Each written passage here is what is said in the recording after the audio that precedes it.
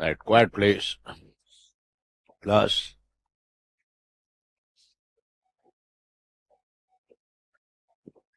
In our yesterday's class, we completed the Mauryan art forms. Hope you got your synopsis and the note I circulated on Mauryan art forms. Kindly go through, very, very important. Okay. Respect our industry and our hard work there. Okay. When we write that note, I will go through different sources. Right? Takes hours together to compile the note. So kindly I request you people to go through and read it. Right? Otherwise there is no point in simply gathering and keeping it there. Right? Read it. Okay. For your understanding sake and your convenience sake, I have prepared it. Read it. Now, post-Mauryan times. Mauryan Empire collapsed. By 2nd century BC, Mauryan Empire collapsed. That was the time foreign races entered India. Indo-Greeks, Sekas, Kushans, Parthians. This age, you also call it as, post-Mauryan age is also called as age of Dharma Sutras. And for conservative Brahmin historians, this is the beginning of Kali Yuga. Why you call it Kali Yuga? Our elders tell us in Kali Yuga, no place for dharma. Okay. That's why it's called Kali Yuga. Okay. After the Mauryan times, when foreign races entered into India, that created tremendous dislocation in Indian society. Interracial marriages were taking place. Interracial marriages, foreign races, infiltrating into Indian society. Interracial marriages, intervarna marriages, they were all taking place. The consequent effect, blood getting polluted. Marriage does not mean simply one marrying the other.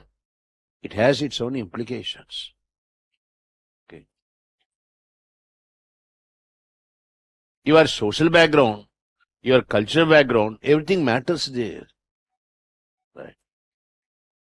Interracial marriages, intervarna marriages, causing pollution of blood. How do you understand? Sankara Jati, mixed castes were formed here. This type of social relationships developing, definitely not acceptable to Brahmin thinkers. They are conservative. They call it as Kali Yuga. Understand? Manudharma Shastra, Parashara Smriti, Narada Smriti, Yajnavalkya Smriti, the great sources on Indian law, Hindu law, not Indian law, Hindu law, they are all compiled during this age. That's why it's called Age of Dharma Sutras. Why Manu was very harsh? Manu was very harsh in Manudharma Shastra, telling you that blood is getting polluted. He had seen before his eyes how the changes were taking place, causing dislocation in society, disturbance in society. Your order of the system is getting disturbed. Okay. Right. That's why Manu was very harsh. Right. Manu says, Anga, Vanga, Magada, these are highly polluted. One should not go to these areas except for pilgrimage. Understand? Because intervarna marriages were taking place. Brahmanism found it very difficult to survive. No one to patronize Brahmanism. For the first time, you see the word mlecha, aprachya. Who are mlechas and aprachas? Mlechas and aprachas, the ones born to foreign father, mother. Foreign father and native mother. And foreign native relationship leading to formation of mlechas and aprachas. Today it has become a fashion to tell you that my father is an American, my mother is an Indian, I am a green card holder. Okay. For the conservative Brahmin, you are a mlecha. You understand? The vice versa. You are an aprachya. Aprachya. Understand? These words figure for the first time here. I have not mentioned these words earlier. Did I ever mention? No. Similarly, you have different forms of marriage also mentioned. Right. Forms of marriages. Okay. 4 forms of marriages accepted. 4 not accepted and condemned. Understood? Brahma, arranged marriage by the elder, performed according to Shastra, Brahma. Prajapcha, arranged, but not according to Shastra. Daivo, bride is offered. You have done a wonderful service for the society. Great work you have done. Okay. Impressed by your great work, the head of the state, king, is offering his daughter. Are you understanding? I am impressed by your phenomenal feat. Okay. So I give my daughter, okay, in marriage to you. This is called Daivo. Okay. Arsa, purchasing the bride. Okay. You go for giving dowry. You are not taking dowry. You give dowry. And by the bride. Purchasing the bride. These are accepted. Other forms of marriages. Okay. Gandharva, love marriage. Not mere love marriage. Love marriage by eloping. You understand? All the love marriage people, they just jump away from home. You understand? This is Gandharva Viva. Gandharva, by eloping. Understand? Rakshasa, secret marriage. Understand? This fellow, wherever he is posted, he will open an account there. Get the point? That is, until his death, no one comes to know. He maintains that secrecy. You understand? His wife would be the worst victim. She would come to know after his death. You understand?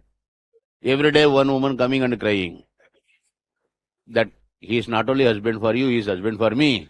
You understand? Like that. This type of marriages are called Rakshasa. Okay. Gandharva, Rakshasa, Asura. Okay. By threatening. You girl, marry me. Otherwise, देखो क्या होता है. Understand? Threatening. Pishacha. Okay. That means abducting her. Abduct her, kidnap her, and marry her. Are you understanding? These marriages throw light on contemporary society. That's why I take this opportunity to tell you also respect the girls first. Don't threaten them. Don't force yourself upon them. There was a guy who's telling, sir, she roamed with me and she, ditched me, she booted me and going after another guy, she will go. Hello? You better know. This is the dynamics of the society. Dynamics of the society. She will go like that. She has every right to do that. You better be in your senses. Respect her. Say namaskar. You mind your business. Get the point.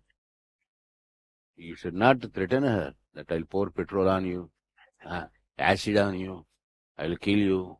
This is not manly. Don't ever do. Man is highly dignified gender. Okay, we are not supposed to do these things. Maintain our dignity. Right. So 8 forms of marriages were mentioned. These marriages also mentioned there reflect on contemporary society. Okay. That's why it's called a dark age. We don't know exactly what the type of change that was taking place. Why you call it a dark age? You are not being able to see exactly the type of change that was taking place. Kali Yuga, because dharmas are violated. There is one word called apadharma used in this stage. What is apadharma? That's also again question.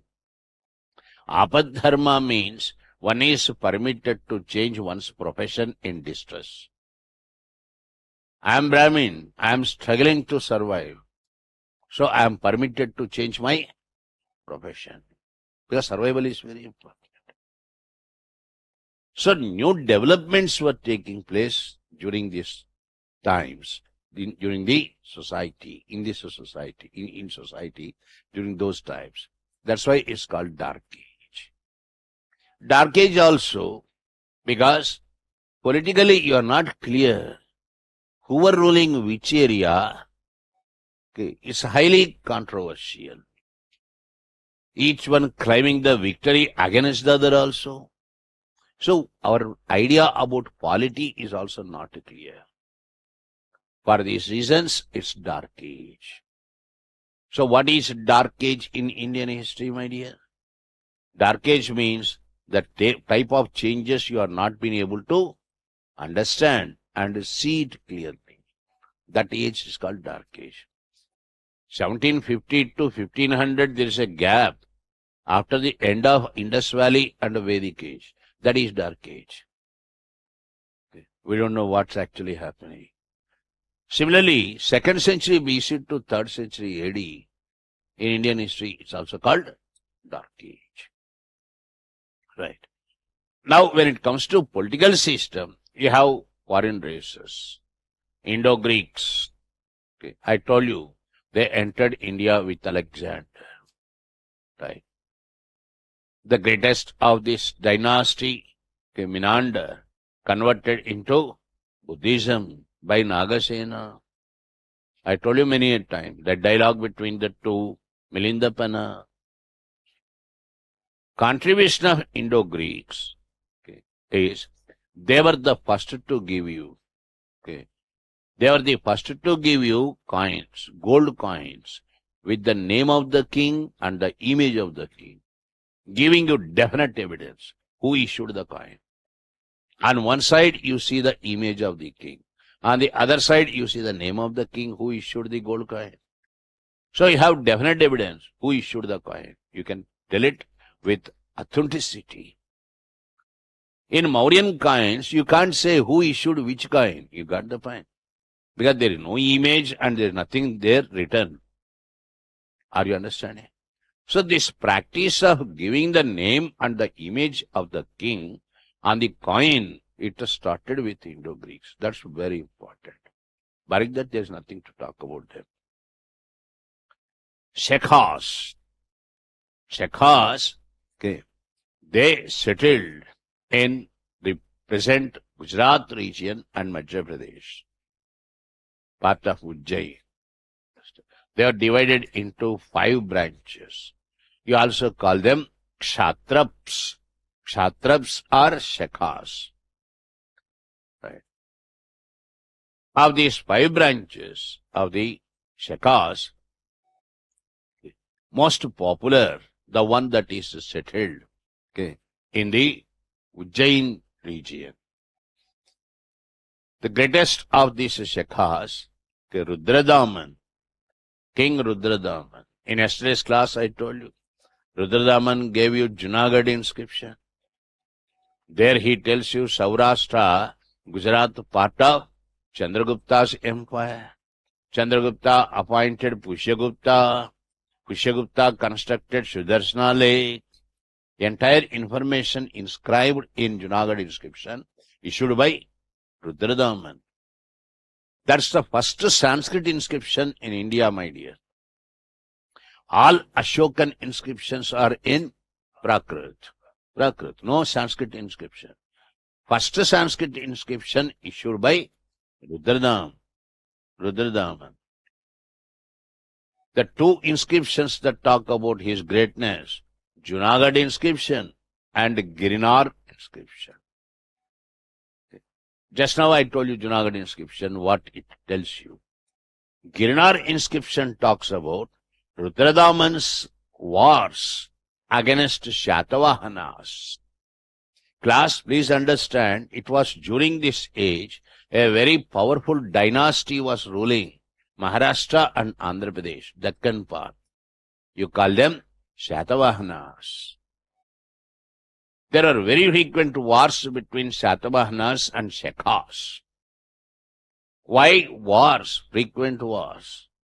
Question, who shall control the trade in Konkan coast? Very prosperous trade with Rome started in Konkan coast. You control the trade means you will become very rich.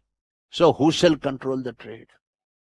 On that question, Shaka-Shatavahana conflict started, wars started.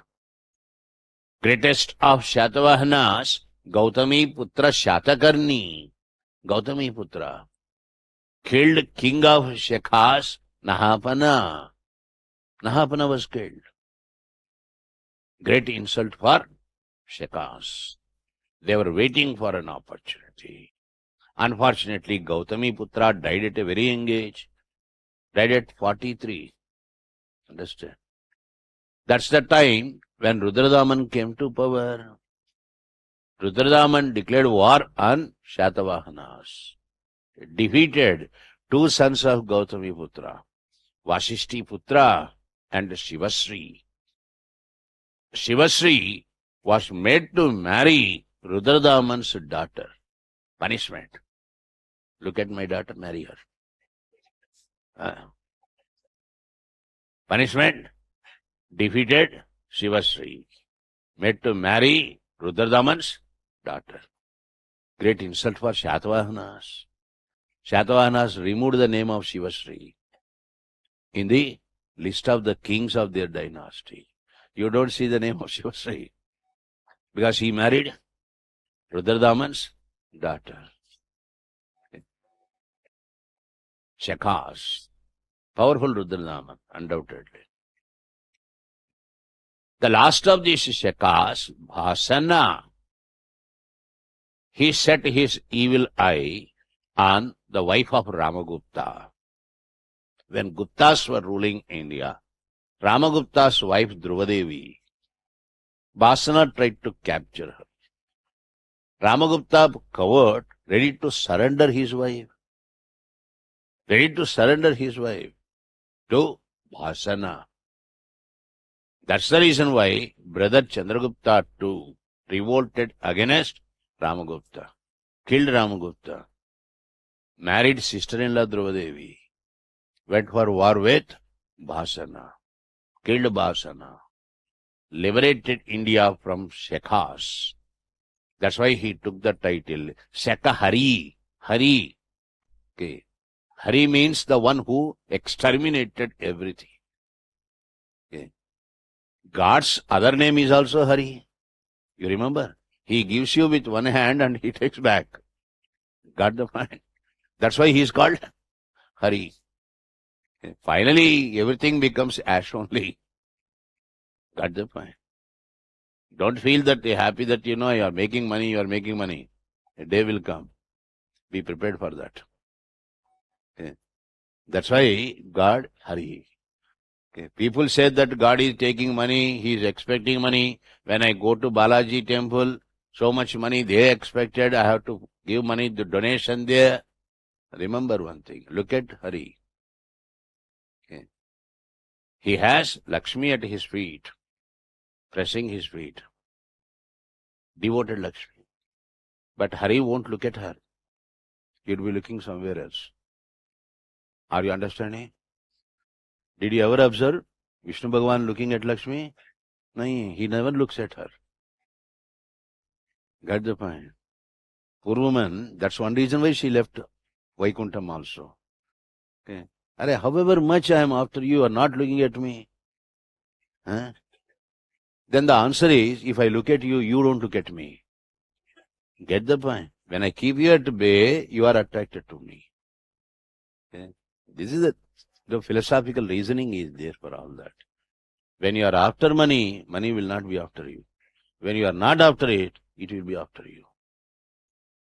Okay. That's why Shiva, nothing as, but he will give you Ashtaishwaryas. Only God who can give you Ashtaishwaryas. Nothing there, but he can give you everything. That's what is the logic. So here you see, Shakahari. Okay, you go to Mehrauli, okay, Qutub Minar complex. There you have the iron pillar. You must see this. Okay, I will ask Ajay sir to declare 1 or 2 days holidays. Go around Delhi first. You understand? All of you, go around Delhi and see the monuments of historic importance. Once you leave the station, you may not come back again to Delhi, except for Viva. Got the point? When you prove yourself successful and you get an invitation from UPSC. Right. Before that, please go around the places. Take time. Okay. There in Mehrauli pillar inscription, you see the mid portion of the inscription, the pillar. There it is written. Chandragupta liberating India from the Shekhas. Shekahari. Understand? That's the end of Shekhas. Then you have Kushans. Kushans came from China. They belong to Yuchi tribe. There are clashes among the tribes. They were driven away from China. Driven away from China, Kushans came and settled in Afghanistan region. Yuchi tribe. That's why other name for Kushans, Tokharians. They are also called as Tokharians. Kushans other name, Tokharian, coming from China. Kujala cod faces. Okay, there's a wonderful question in UPSC. Emperor of China would always consider himself on par with God. Son of God. Understand? Now they came from China, imitating the customs of Chinese, traditions of Chinese. Kushans also took the titles. Devaputra, son of God, Devaputra. Cod faces means Devaputra. That is the meaning. Question in UPSC, which foreign dynasty took the titles sons of God? The foreign dynasty taking the titles sons of God, Kushans, calling themselves cod faces, Devaputras. I told you, Kanishk the greatest. Kanishk came to power in 78 AD. That is officially accepted by government of India as Sheka era. Eras, Vikrama era, Sheka era, Shalivahana era. Eras, E-R-A. Eras are meant for what? Eras are meant for reckoning the time. Okay. When actually you would calculate the time, when actually you would consider the time, you need one major event. Okay. We call it AD, BC, BC. Right? Before Christ. AD means Anno Domini. Okay. It's because Christianity spread all over the world. They set the standard and we are all following it. Got the point? It's because British Empire expanded all over the world. That's how we follow that. Otherwise, strictly speaking, the accepted era by Indian government, Union Government of India, is not AD. We accepted Sheka era. Shaka era, 78 AD. Are you understanding? 78 AD means 2024 minus 78. We have to calculate from 78 AD onwards the time. Okay. Why you have accepted that? Why not Vikram era? King of Ujjain, Vikramaditya, defeated the Shakas, is the first to defeat them. 56 AD. Vikram era. Okay. Why are you accepting Shaka era? Kushans coming from China. Are you understanding? There are reasons here, political. Got the point. Kushans controlled Central Asia. They closed the trade routes for Chinese. Are you understanding? They completely identified with India. Okay. They are not allowed Chinese to enter into silk trade route. One foreign dynasty that controlled the silk trade route, it's only Kushans. Now China is making again an attempt to revive the silk trade route. Got the point? Now we are telling China indirectly, actually that route is under our control. Are you getting the point?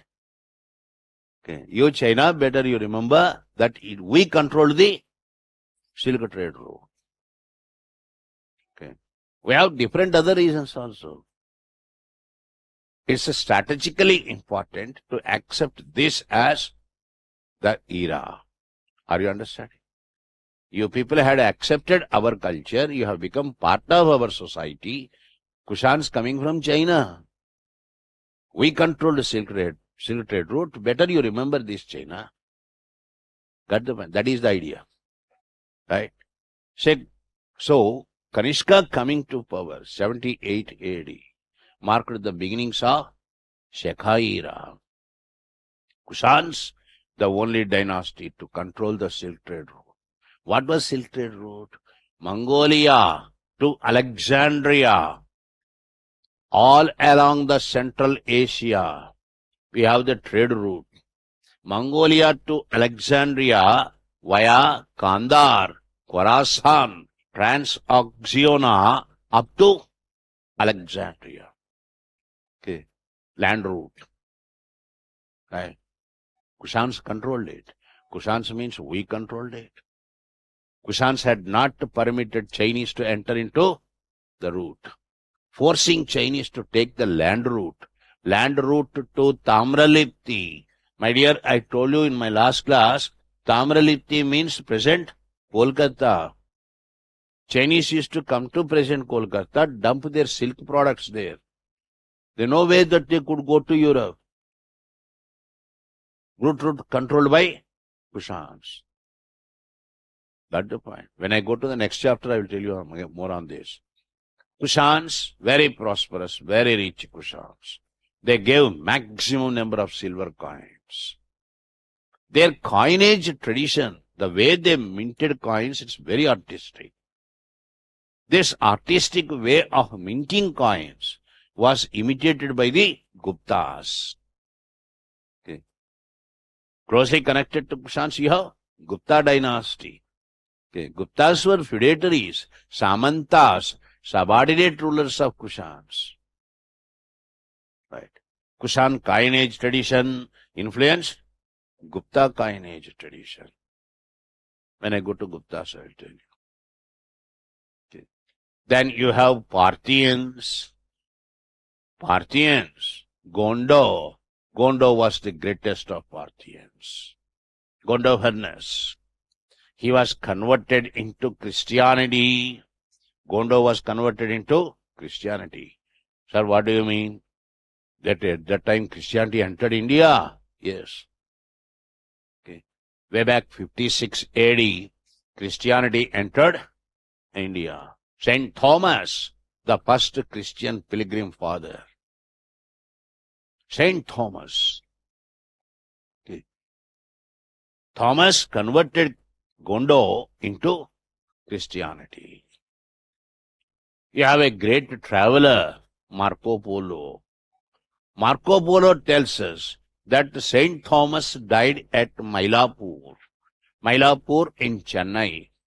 That's why if you go to Chennai, you have one church there, Saint Thomas Cathedral, Saint Thomas Church. We believe that Thomas buried there. Who tells us that? Marco Polo tells us that. So these are all important developments connected with these foreign dynasties. Native dynasties. I told you last of the Mauryas, Brihadrath, was killed by Pushyamitra. Pushyamitra Shunga dynasty, ruling from Madhya Pradesh, Vidisha, their capital city. Kanva dynasty, ruling Patliputra. Then Chedi dynasty, ruling Kalinga. These were all native dynasties. Apart from Shatavahanas, ruling Maharashtra and Andhra Pradesh. You are expected to know a little bit about them. These topics are not important actually. For your understanding sake, I am explaining. Okay. Shungas, Pushyamitra Shunga, performing Ashwamedha Yagas. Okay. Pushyamitra Shunga. His son Agnimitra, he defeated Indo-Greeks, married Indo-Greeks, Indo-Greek woman Malavika. Okay. The love story of Malavika and Agnimitra is the theme of Kalidasa's Malavika Agnimitram. Question on that. Okay. Then Kanva dynasty, absolutely useless, you understand. Not even 50, 60 years, only two. Okay. Vasudeva and another one, last one was there. Susharma. Okay. Was killed by Shatavahanas. Nothing important about them. Kharavela in Kalinga. I told you, Kalinga Kharavela followed Digambara Jainism. Remember? Yapanacharyas. Most powerful King Kharavela. He defeated Shatakarni one. Right. See. Then Shatavahanas, it's a different chapter. I must give you, recognition for contribution of the Shatavahanas. Great contribution they made. These dynasties had not made any contribution. Okay, take a note. Post-Mauryan times. Give the heading, Post-Mauryan times. Post-Mauryan times. Within brackets. 2nd century BC to 3rd century AD.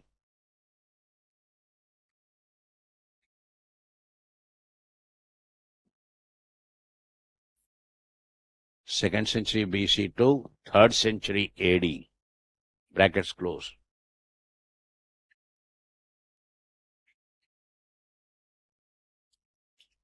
It was called Dark Age.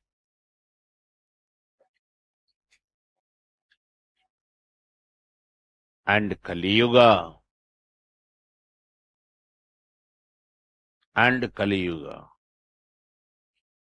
For the reasons that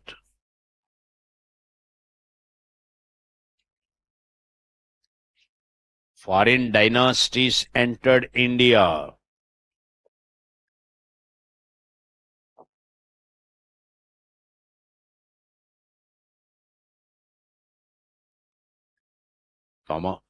Interracial marriages,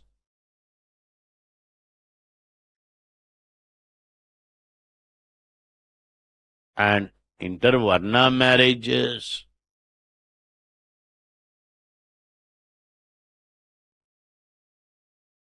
were taking place, causing pollution of blood.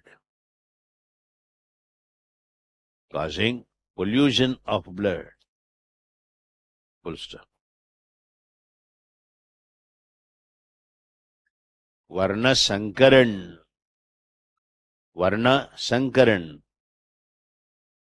Varnasankaran, Sankaran, Varnasankaran led to the formation of Varnasankaran led to the formation of mixed varnas and castes.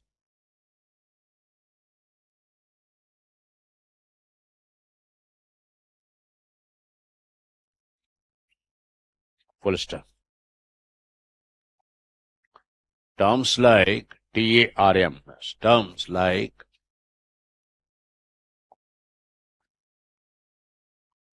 Mlecha,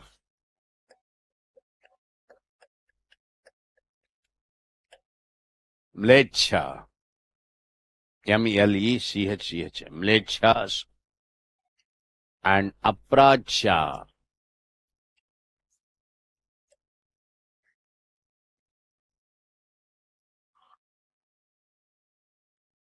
were found for the first time, were used for the first time.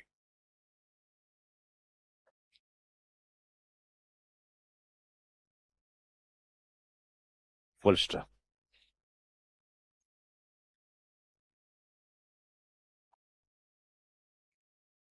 All the legal texts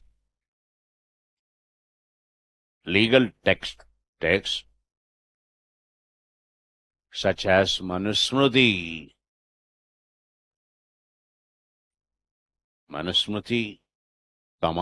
Narada, Narada, Parashara, Parashara, Parashara, and Yajnavalkya, Yajna, Valkya, Valkya, Yajnavalkya, Smritis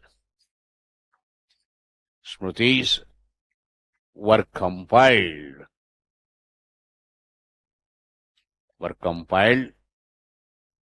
in this age. Full stop. A new concept called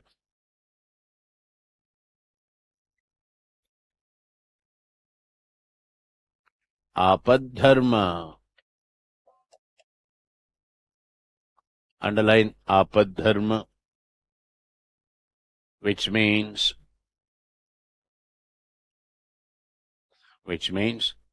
one is permitted to change one's profession, which means one is permitted to change one's profession in distress. In distress. One is permitted to change one's profession in distress. Was also mentioned for the first time.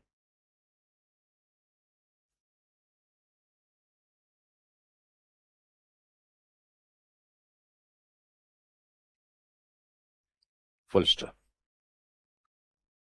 Next, 8 forms of marriages.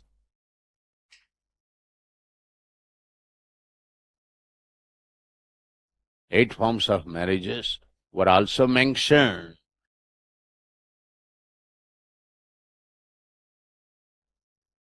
I have given you detailed note on that in synopsis. Right? You can see that 8 forms of marriages. Full stop. Next paragraph. As changes were not clearly seen, and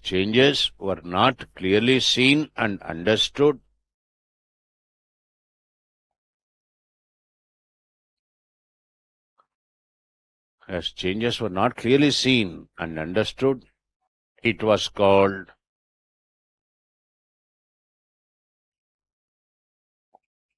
Dark Age. Dark Age. Full stop. Now give the subheading. Foreign dynasties. Foreign dynasties. Number 1, Indo-Greeks.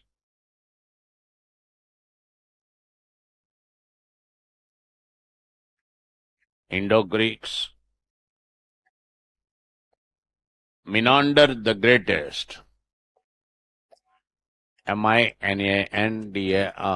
Menander the Greatest. Converted into Buddhism. Indo-Greeks, Menander the Greatest, converted into Buddhism by Nagasena.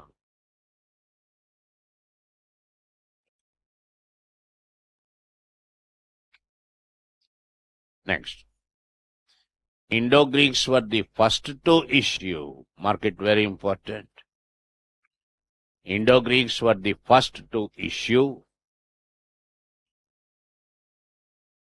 gold coins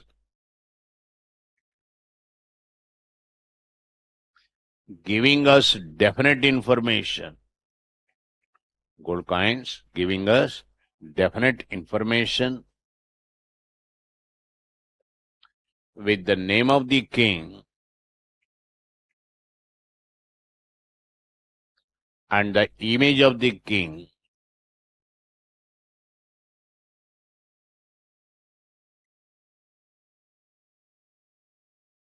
imprinted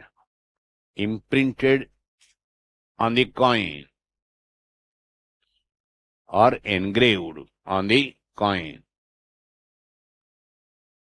Engraved on the coin. Full stop. Next one. Shekos. Second foreign dynasty, Shekos, also called as Kshatrapas.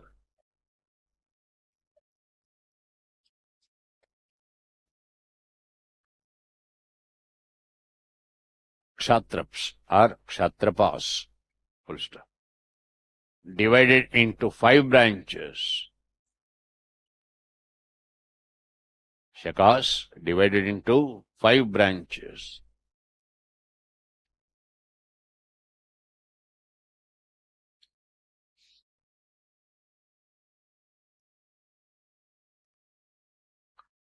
Full stop. Rudradaman.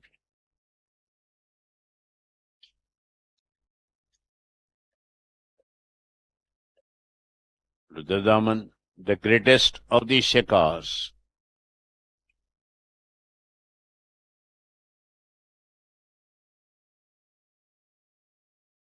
Full stop. Junagadh inscription. Junagadh. G-U-N-A-G-A-D-H. Junagadh inscription. And Girnar inscription. Girnar. G-I-R-N-A-R. Girnar inscription. Both talk about his greatness. Both talk about his greatness. Full stop. Junagadh inscription, the first Sanskrit inscription. Junagadh inscription, the first Sanskrit inscription in Indian history.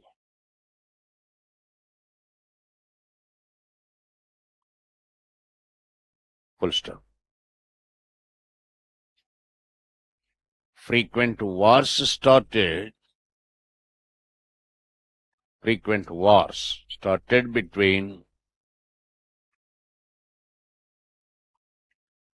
Shekas and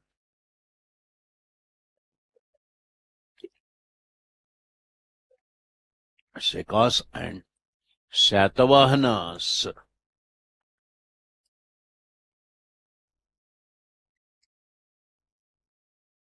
Shatavahanas on the question of controlling the trade. Shekas and Shatavahanas on the question of controlling the trade in Konkan coast.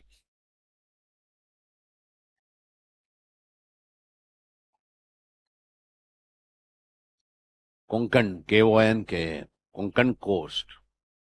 C-O-A-S-T, Konkan coast. Full stop.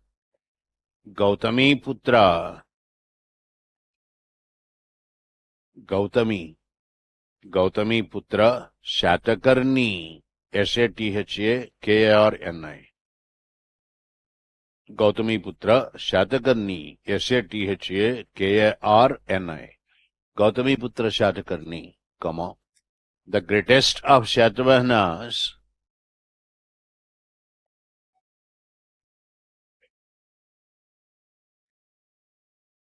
killed King Nahapana. Greatest of Shatavahanas killed King Nahapana. Nahapana. King Nahapana of Shekas. Full stop. Rudradaman defeated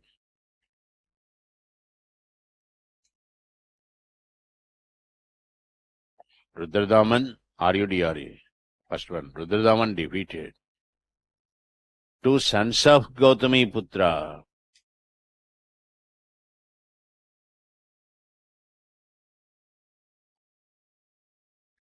Two sons of Gautami Putra. Vasishti Putra. Vasishti. Vashishti. Vasishti.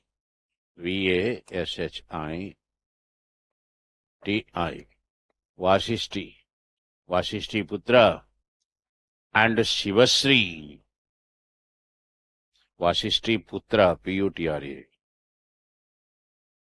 I have written it, Vasishti Putra. Putra. Putra. Son. Putra. Putra means son. Vasishti Putra and Shivasri. And Shivasri. Shivasri.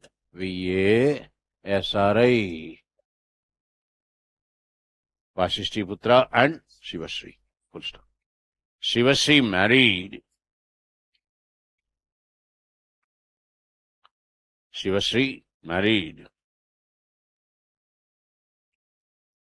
Rudradaman's daughter.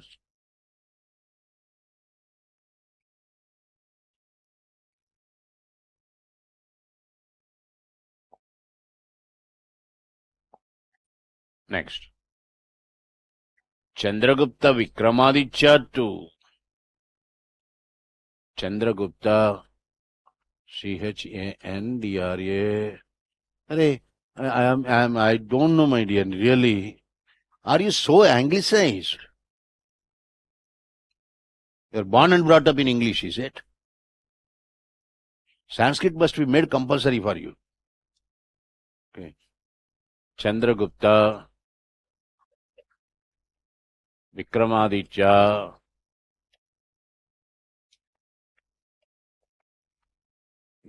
how can I complete the syllabus in time? Vikramaditya II, Chandragupta Vikramaditya II, okay, defeated Shekas. Wait. Chandragupta Vikramaditya II killed Bhasana, Bhasana, Bhasana, king of Shekas. Chandragupta Vikramaditya II killed Bhasana, king of Shekas, and liberated India from Shekas. He took the title. Chandragupta II took the title Shekhari.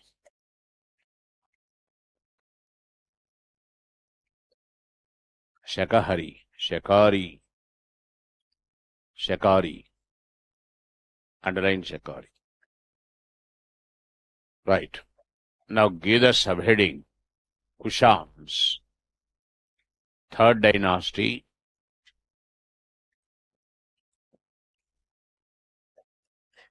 Kushanas. Or Kushans. They belong to Yuchi tribe.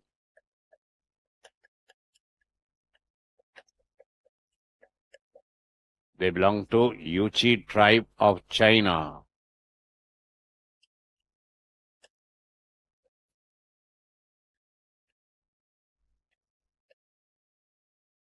Yuchi tribe of China. They are also called as Tocharians. Kushans also called as Tocharian. T-O-C-A-R-I-A-N. Tocharians. Full stop. Imitating Chinese customs.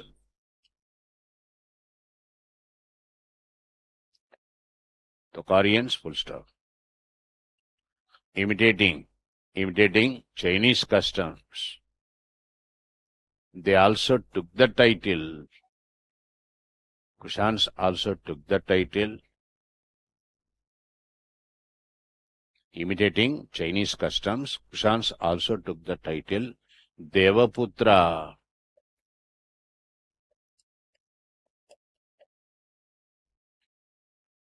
Devaputra, within brackets, hard faces.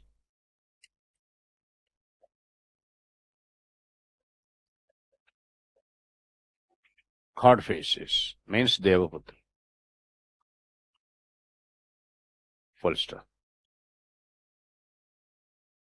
Kujala, Kujala. Kujala hard faces. Kujala hard faces was the founder.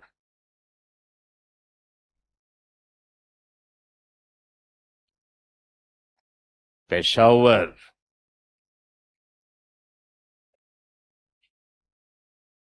And Sialkot.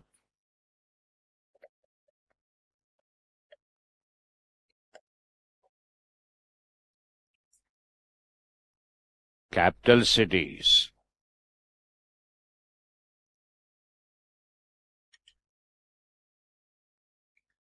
Full stop. Kanishk was the greatest.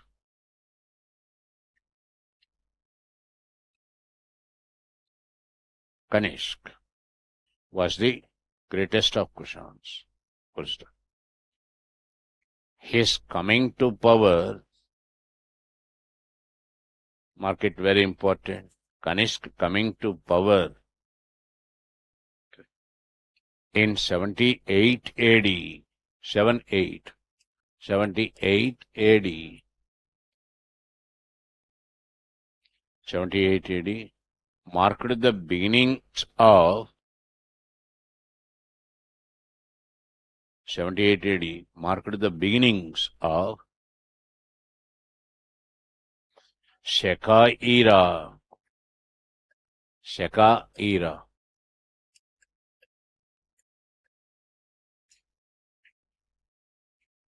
Shaka era, 78 AD. Mark it. You got questions on this. It is the officially recognized era. Officially recognized era of Government of India.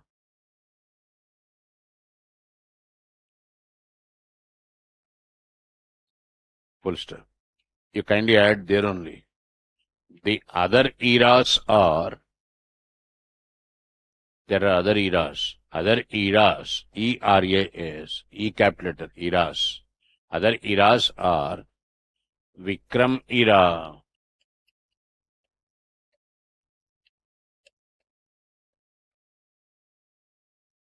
56 AD, 56 AD, when Vikramaditya of Ujjain, when Vikramaditya of Ujjain became the first Indian to defeat the Shakas.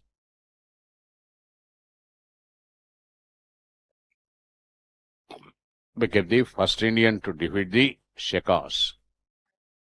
That's called Vikrama era. Full stop. Next, Shalivahana era.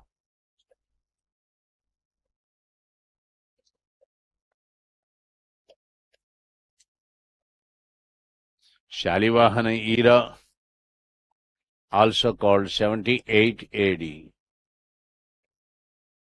It's also called 78. Shalivahana era. The year in which Gautami Putra,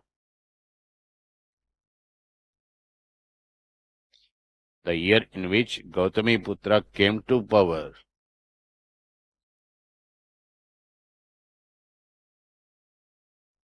Next, Gupta era,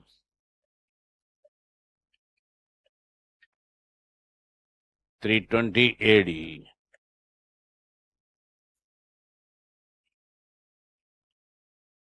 320 AD. Harsha era, Harshavardhan, Harsha era.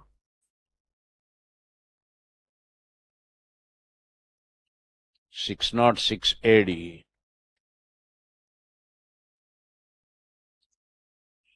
Full stop. Next paragraph. Kushans were the only dynasty. Mark it, very important. Kushans were the only dynasty to control silk trade route. Underline silk trade route. Mark it, very important. Silk trade route between Mongolia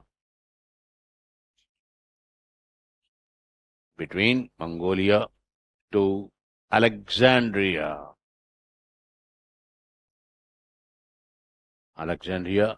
via Central Asia. via Central Asia. Full stop. It never passed through India. Class, please understand this, very important. Silk trade route never touched India. UPSC's other question, for an Indian traveling in the silk trade route, what was the nearest point? Kandahar. Kindly add that. Silk trade route never touched India. Full stop. The nearest point for the silk trade route, nearest point for the Indians in the silk trade route was Kandahar. Are you clear? If you reach Kandahar, you can get into silk trade route. Full stop. Next. Kushan's control, next paragraph. Controlled Central Asian trade and commerce. Central Asian trade and commerce. Full stop. Their economy rich and prosperous. Their economy very rich and prosperous.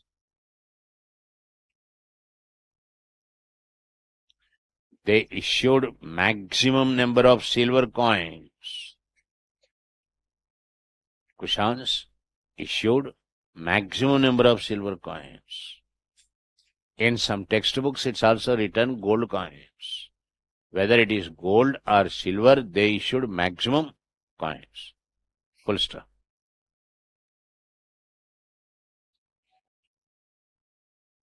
Next paragraph. I am not discussing here Kanish, converted into Buddhism.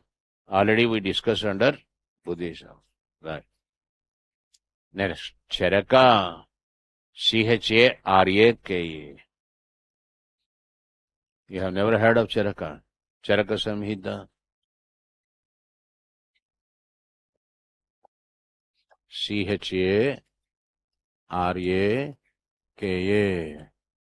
Charaka. Charaka, an expert in Ayurveda.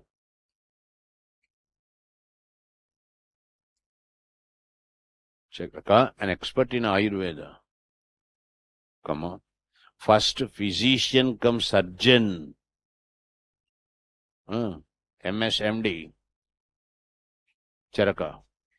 First physician come surgeon, right? What is the area he expertised?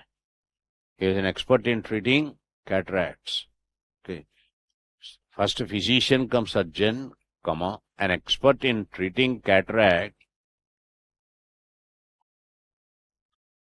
an expert in treating cataract, belonged to Kanishka's times. Charaka belonged to Kanishka's times.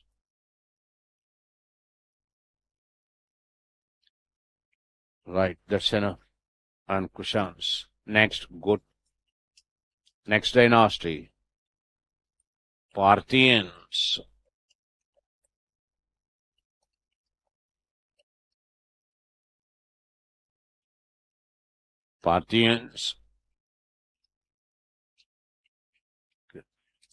Gondo. Gondophares. The greatest of Parthians.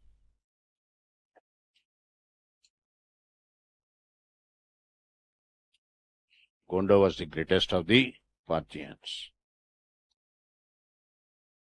It was during his times, mark it important, during his times, the first Christian pilgrim father,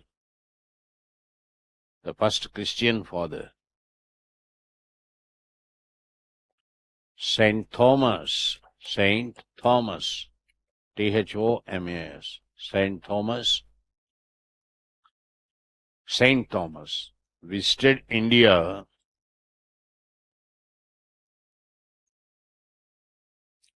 and converted Gondo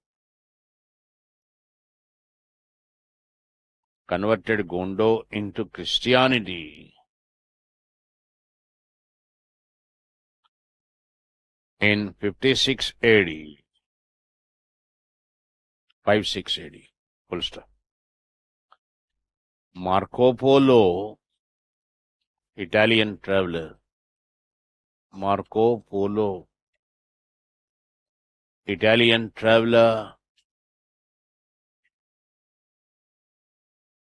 Who visited India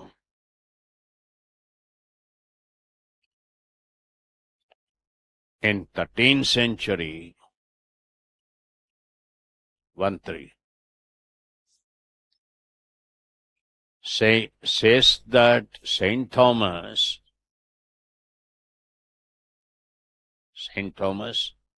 was buried at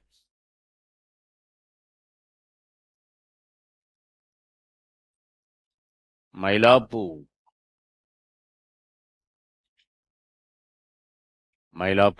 in Chennai. Mylapore is part of Chennai. Was buried at Mylapore in Chennai.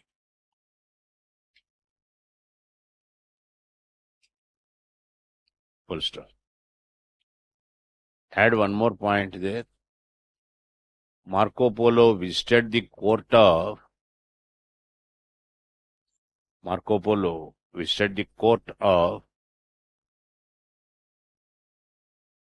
Queen Rudramadevi. Queen Rudrama, Rudrama, Rudramadevi of Queen Rudramadevi of Kakatiya dynasty.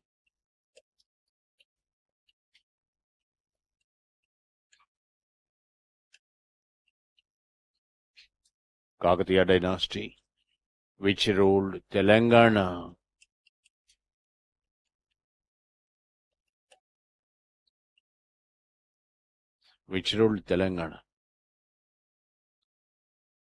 Fine, that's enough on foreign dynasties. Give the subheading.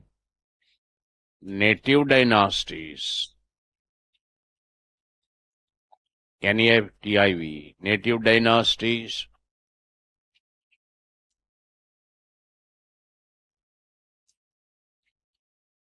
Shunga dynasty.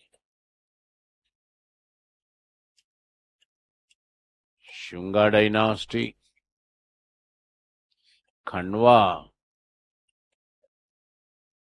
dynasty. Chedi and Shatavahana.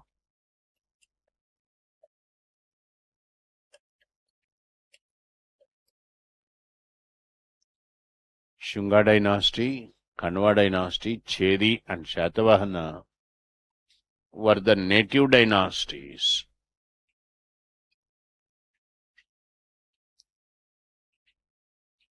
Now give the subheading. Shunga dynasty, founded by Pushyamitra Shunga.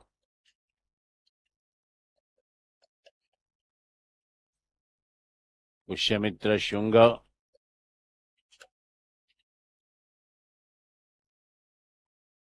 who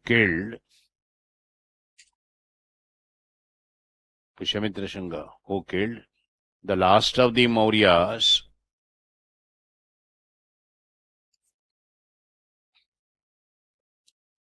Brihadrata.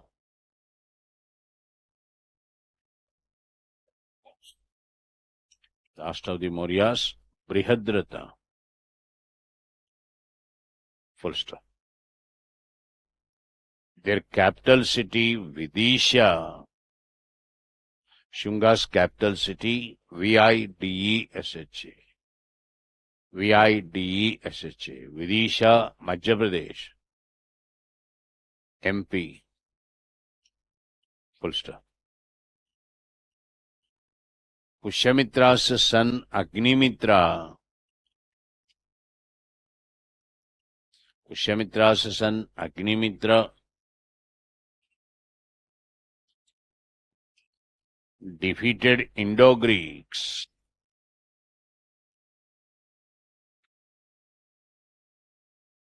अरे मुझे पूछो भाई, क्या है पूछो. नहीं, इधर उधर देखने की क्या जरूरत है? Fine. See, I'm explaining. When I'm explaining, you should get the idea, concept clear. You don't have to wait for me for dictation. The next word from my mouth, you should follow it on its own. It should come from, your hand. You shall not wait for me.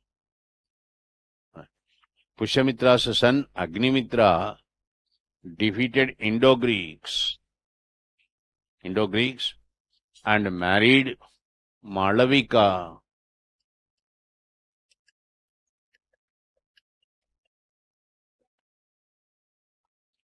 Full stop. Malavika, full stop. He is the hero.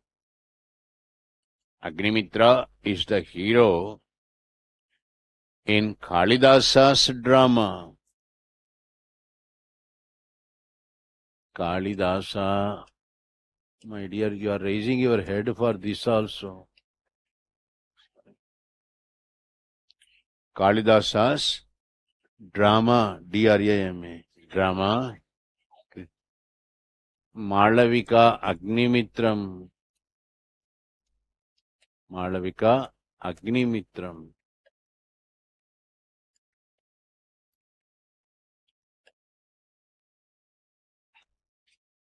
Malavika Agnimitram. Underline that. Next. Kanva's not important. Chedi dynasty. Chedi. Ruled Kalinga.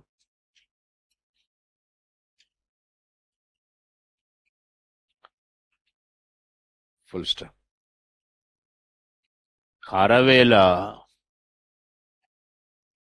Kharavela. Kha. Kharavela. Kharavela, the greatest of the greatest of the dynasty,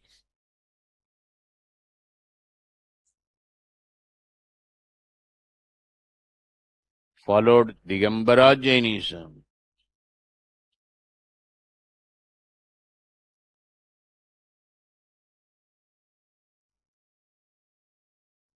First,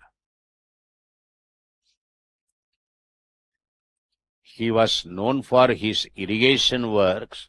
Mark it important. Kharavela, known for his irrigation works. In Odisha,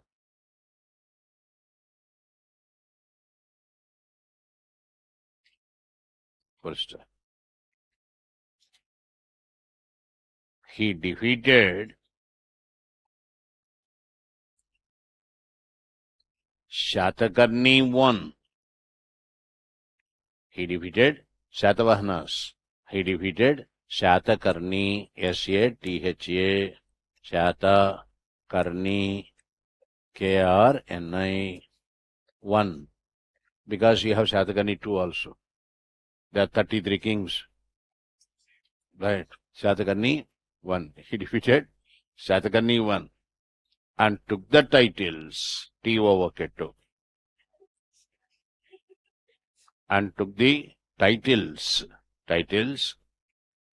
Mahamegavahana, Meghavahana,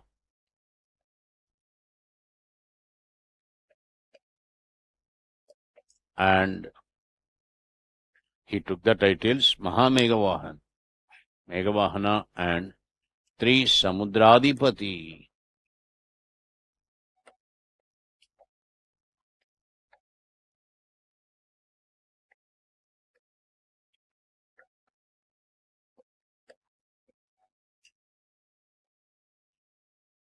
Lord of three Samudras, Lord of three seas. Samudras means, Samudra means sea. Okay. Sea. Lord of three seas. That is the title. Okay. Full stop. Now give the heading. Shatavahanas. Very important.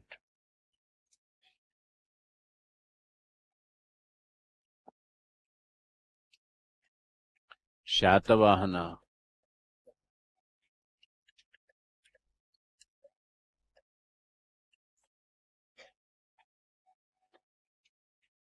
Within brackets, 2nd century AD. 2nd century BC to 2nd century AD. 2nd century BC to 2nd century AD means how many years? 400 years. 33 Shatavahanas, write like this, 33 kings, ruled for 400 years. Ruled for more than 400 years. First capital city,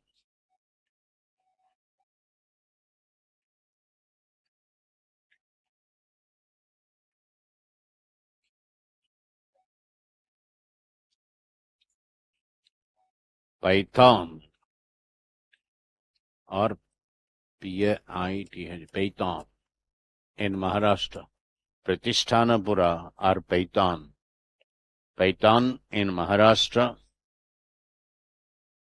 Paithan in Maharashtra. Second capital city,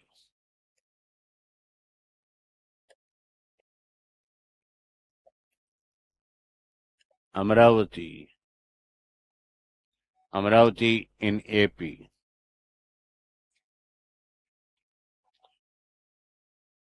Now listen. Just listen. This dynasty, they were Samans, subordinate rulers of Mauryas. Ashok in his inscriptions talked about Satyaputras, that Satyaputras may have been Shatavahanas. Okay. The first of this dynasty, Srimukha, King Srimukha. Then you have Shatakarni I. We call him Shatakarni. Karna means ear. Shata means 100. That's the literal meaning. Shatakarni. Okay. Right.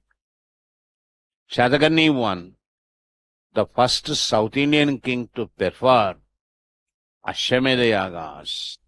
Performing Ashwamedha Yagas. His wife Naganika. In Shatavahana polity, woman played very important role, decisive role. I told you also while discussing Indus Valley society, matriarchy. While discussing that, I said South India for a long time remained in matriarchy. Shatakarni one's wife, Naganika, she issued Nana Ghat inscription, Maharashtra.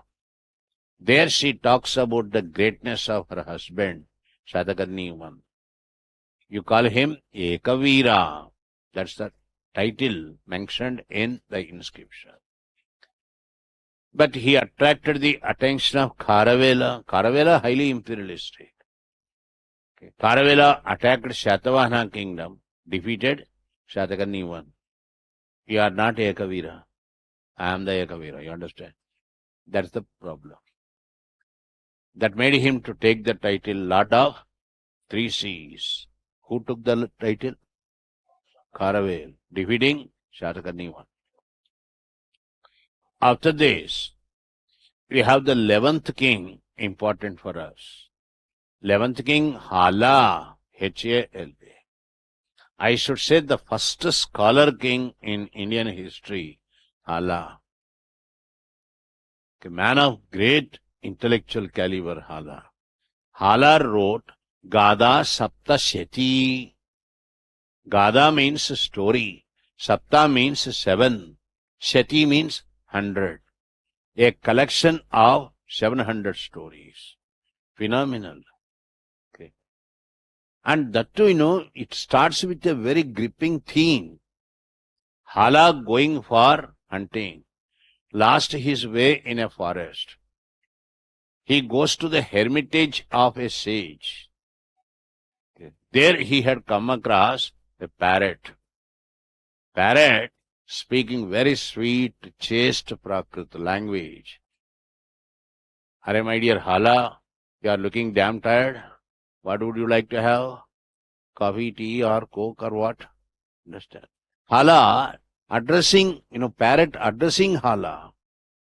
He was very much impressed by the language of the parrot. He wanted to take the parrot along with him to the palace. See the story. Okay. Then the sage, the rishi of the ashram, said to Hala, this parrot, very decent. It is brought and brought up, it is born and brought up in this decent atmosphere, picked up decent language. Be careful. Any obscenity or any obscene language, vulgar language enters into its ears, it will speak only that. Are you understand? It's very fast in picking up language. Right. Hala then sent his guards to bring the parrot to his palace. In the meanwhile, he announced, the parrot is coming from great Rishi's ashram. All of you are invited to listen to its sweet words. These guards, while bringing the parrot, they started singing vulgar songs, filthy songs and all that. You understand? Okay. Then parrot fellow forgot its decent language. It picked up all these vulgar, filthy expressions. You understand?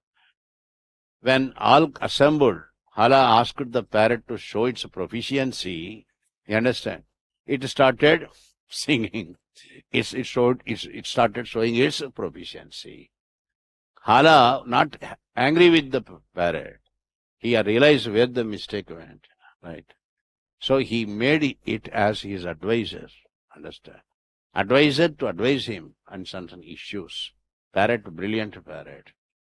Okay. Whenever he goes for hunting, he would ask parrot to keep a watch and Royal Palace, who are doing what in his absence.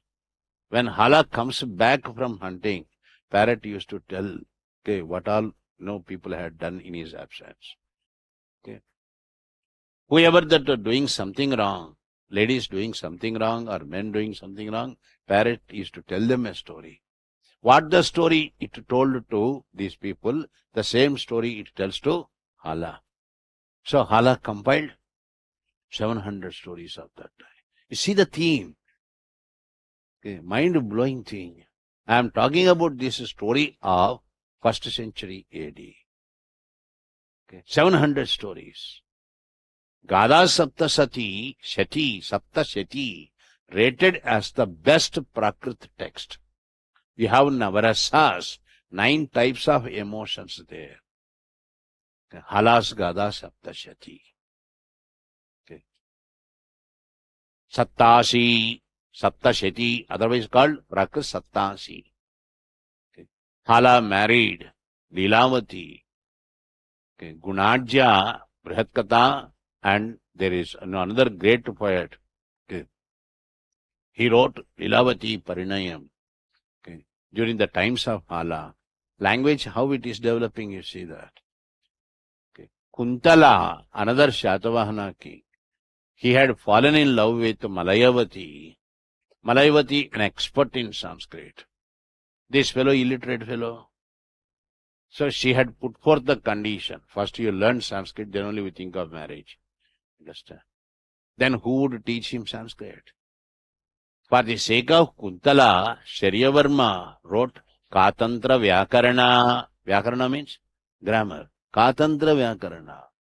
For the sake of Kuntala Shatakarni. Then you have Gunadja. No one could match Gunadja. Gunadja wrote Brihatkata. Brihatkata. In language, Paisachi. What is Paisachi? Language of the forest tribes. You have no script even today. Even today you have no script for these languages, forest tribes.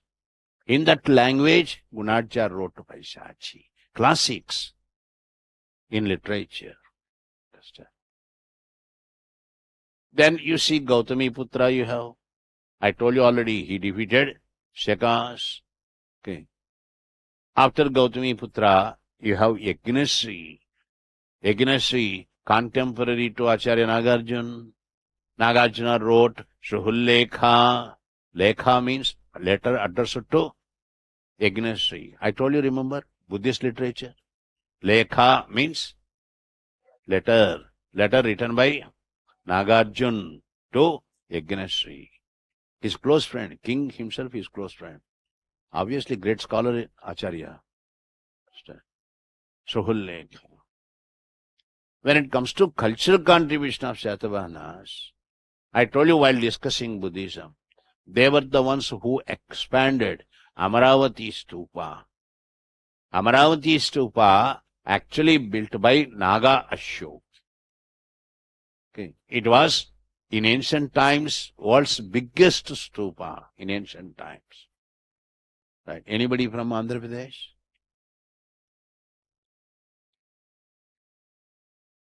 They are there. I don't know. I know. But they don't want to raise their hand. Amaravati Stupa, not India's, world's biggest stupa in ancient times. Shatavahanas expanded it and made it much bigger stupa. Then, during Shatavahana times, the great Ajanta school of painting started. Remarkable this is. I will circulate a note on this. And part of culture, very important. Okay. 28 caves. Mid portion of the hill converted into 28 caves. You understand? You have to carry the torch. They have taken utmost care to see that the paintings are not exposed to sunlight. Okay. Then you be on the torch, then you can see the paintings. Mural paintings, wall paints. Understand? The curving, the painter's greatness, perfection lies in first what curves he is giving for the painting. Sharp curves. Okay. Padmapani, the Buddha holding lotus. Okay. Marvelous paintings. Buddha standing before his own house, begging. There you see the technique called three-dimensional technique. Understand? And you also see, okay, foreshortening. What is foreshortening? F-O-R-E, 4. Foreshortening means you have to magnify the image of one and reduce the image of the other. To give the effect with regarding the size, one is bigger, other one is smaller, or distance between the two is more or less, then we use the technique called foreshortening. Hare, name any technique. Ajanta painters exhibited it remarkably. Okay. World's oldest surviving paintings. Okay. The Dying Princess. Again, this is part of Jataka stories. Okay. Sundari, princess name Sundari. Her husband Nanda. Nanda very much attached to Sundari. Buddha observing all these things. Fellow, you are too much attached to your wife. That will end up as pain. Okay. To teach a lesson to Nanda, Buddha invites an apsarasa, angel. Now Nanda turned his attention towards her, neglecting his wife. Okay. Sundari, poor Sundari, died of shock. Okay. The Dying Princess. Marvelous paintings. Okay. That's why I told you people also, okay, first you go to Ajanta, see the paintings. Fantastic paintings. The Dying Princess, Padmapani, you understand, holding lotus. There in the paintings you also see Jataka stories. Birds, crying, dropping tears. Okay. There, every expression is taken care. Understand? This Ajanta school of painting. Okay. This painting continued by the Guptas, Vakatakas, Western Chalukyas, and Rashtrakutas. All they contributed for this school, Ajanta school of painting.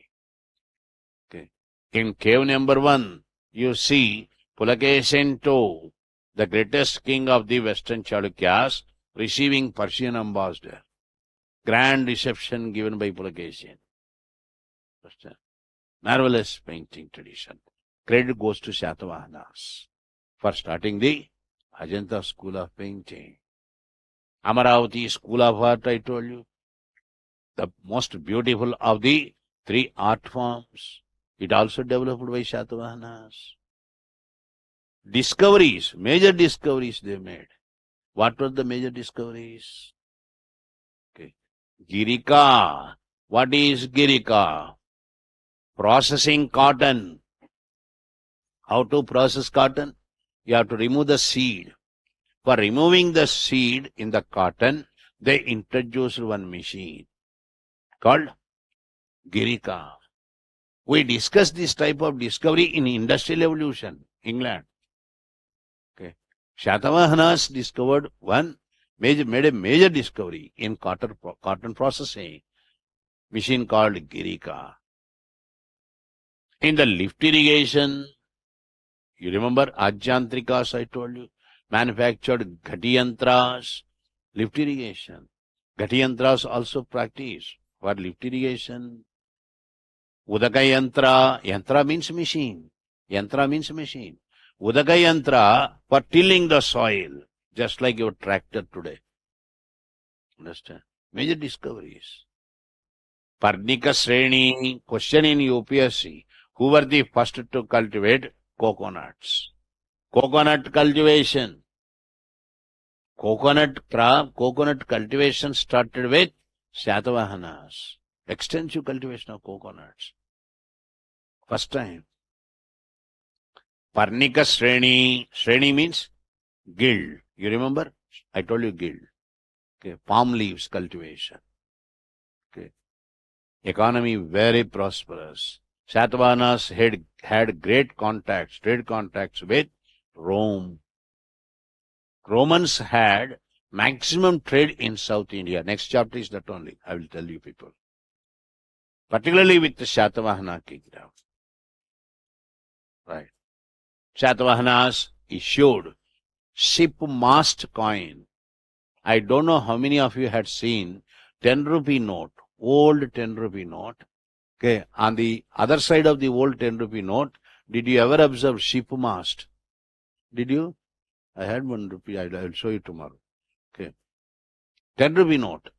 On the other side, you see the ship mast. Ship mast coins were minted by Shatavahanas, telling you that they have brisk trade, navigational trade, seaborne trade. RBI took the image of that and imprinted it in its 10 rupee notes. That started with Shatavahanas. Okay. Ship mast coins. Understand? That way, very prosperous economy. Clear? Take a note.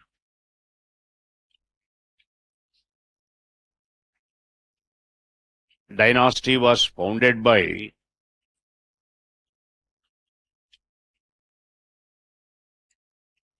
Shatavahana dynasty, founded by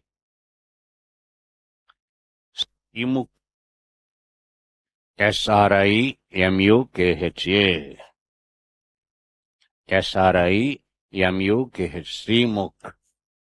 Srimukha, Mukha, Srimukha, full stop. However,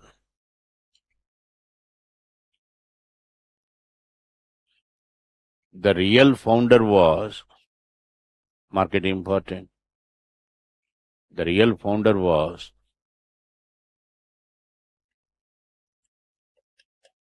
Shatakarni I.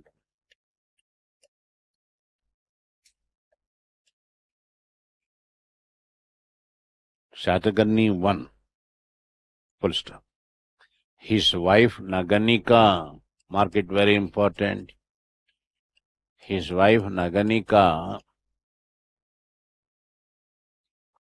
issued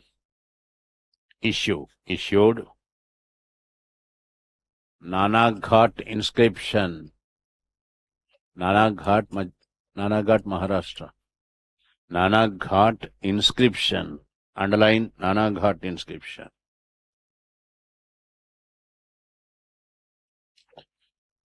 In it, she talked about,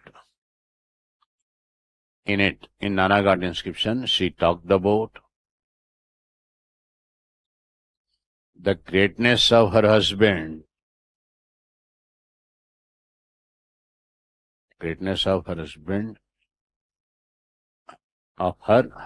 full stop.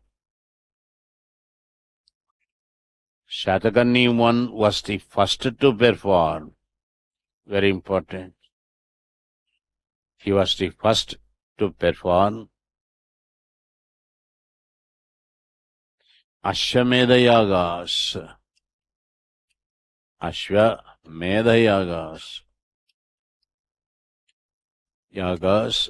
in South India. Ashwamedha yagas in South India. Full stop. Next. Kuntala Shatakarni, Kunta, Kuntala Shatakarni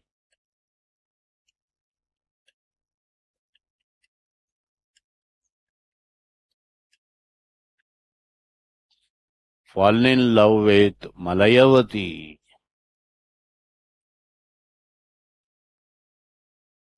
Kuntala Shatakarni had fallen in love with Malayavati. Full stop. For his sake, for the sake of Kuntala, for his sake, Saryavarma, Sarya,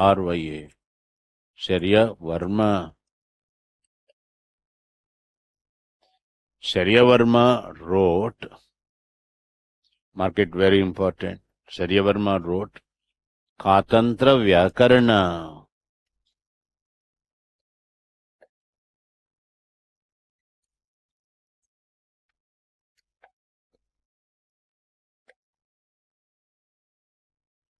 Vyakarana.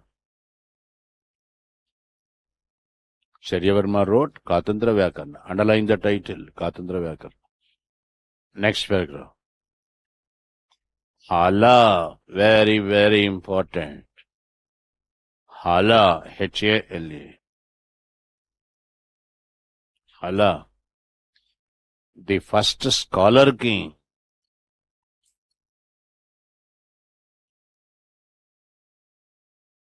First scholar king. Full stop. He wrote, Hala wrote, Gada Saptasyati.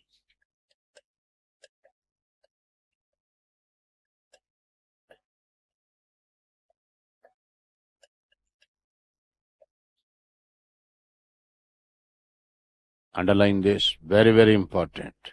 Mark it, very, very important. Hala wrote Gada Saptasyati, okay, within brackets, collection of 700 stories. Collection of 700 stories, brackets close, in Prakrit.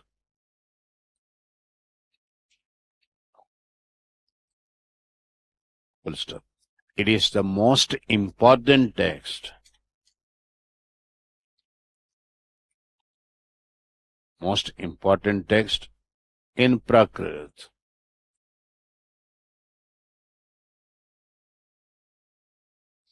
Also called as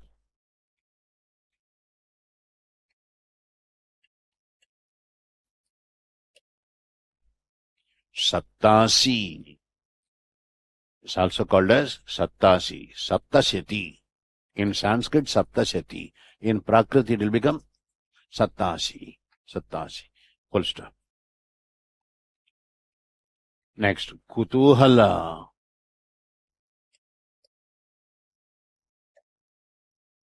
Kutuhala wrote Leelavati Parinayam.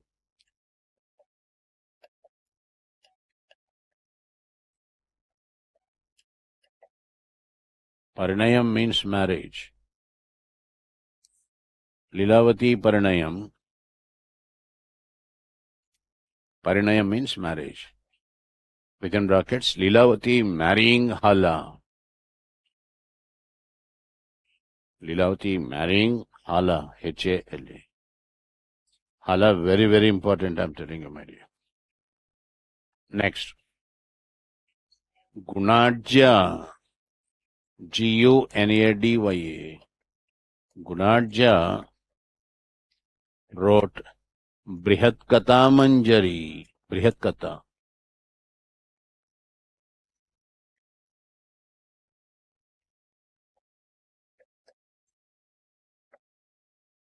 Gunadja wrote Brihatkata. Brihatkata. Okay. In Paisachi language. In Paisachi. P-A-I-S-A-C-H-I. Paisachi language. The hero of the story, Brihatkata. Hero of the story, Naravahana Datta. Tell me who is Naravahana Datta?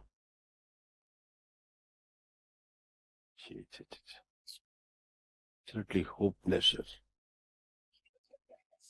Huh? Did I not tell you? Say that. That's it.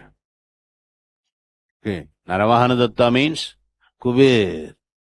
Okay. So who is the hero of Brihatkata? Its hero is Kubir. Otherwise called Naravahana Datta. Fine. Naravahana Datta. Within brackets Kubir. Fine. Next. Gautami Putra. Next king, Gautami Putra Shatakarni. Gautami Putra Shatakarni. Shatakarni, the greatest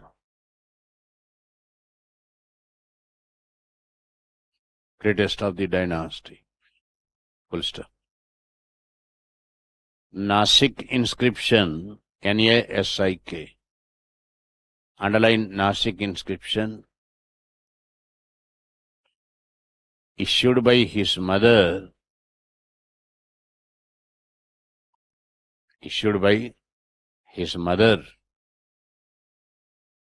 Gautami Balasri. Gautami, B-A-L-A, Balasri, S-R-I, talks about his greatness.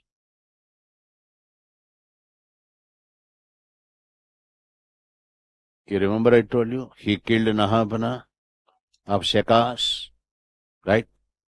Fine.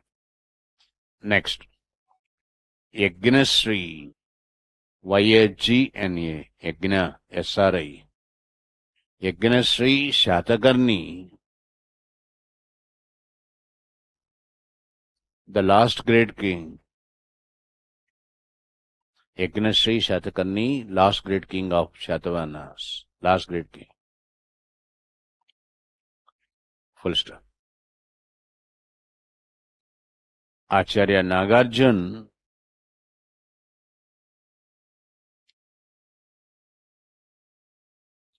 close friend of Yajnasri,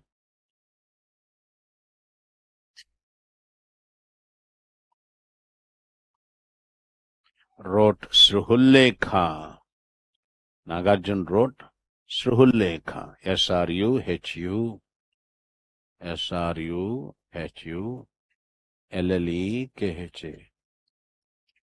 Lekha. Sruhullekha. To Yajnasri.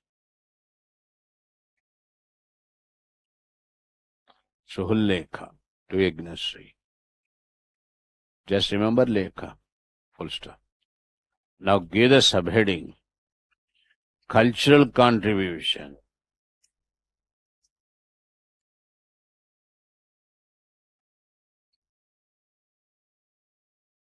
Cultural contribution of Shatavahanas.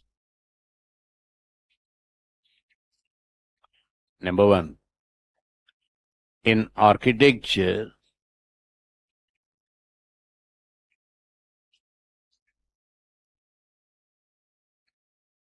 they expanded the great Amaravati Stupa.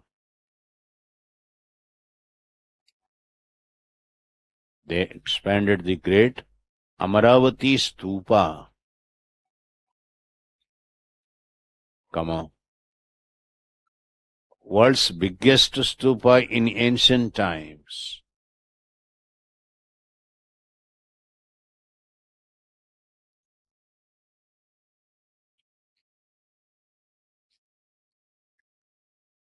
Next. In art, in art, they developed the Amaravati School of Art.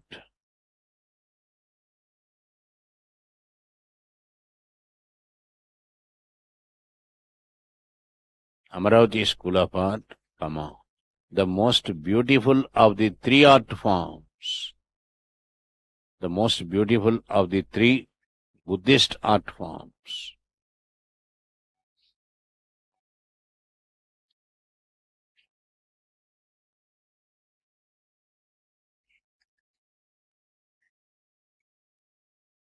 Next. In language and literature,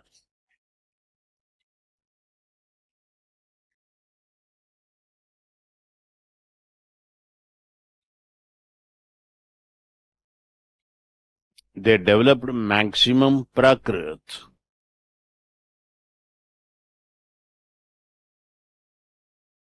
They developed maximum Prakrit.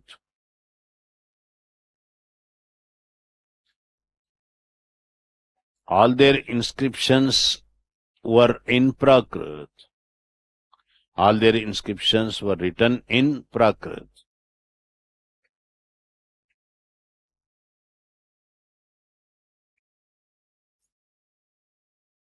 Prakrit language. Full stop. Next. In painting,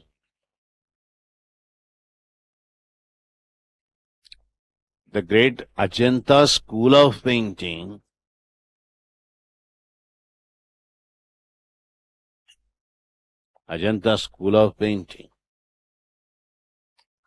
started with the Shatavahanas, started with them,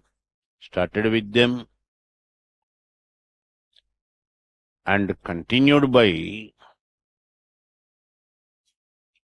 Ajanta school of painting, continued by Guptas, Guptas, Guptas, Vakatakas, Vakataka, Vaka, Taka, Vakataka, you want me to write? Vaka, Taka, Vakatakas, Western Chalukyas, dynasties, these are all. Western Chalukya, Chalukyas, Chalukyas, Western Chalukyas, and Rashtrakutas, Rashtra, Kutas, Rashtrakutas. Full stop. Next paragraph. Ajanta cave paintings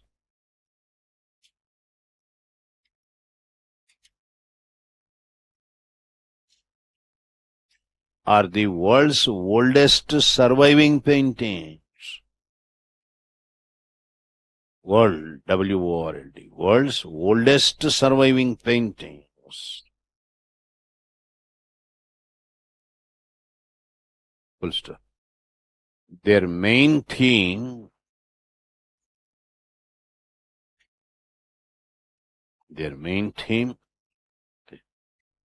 Mahayana Buddhism.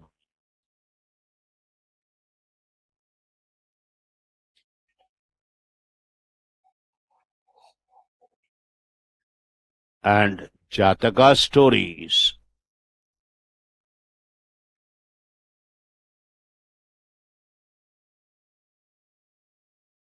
Full stop.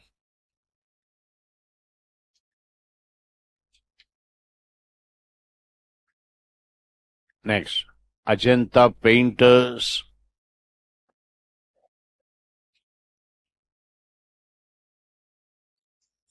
exhibited the techniques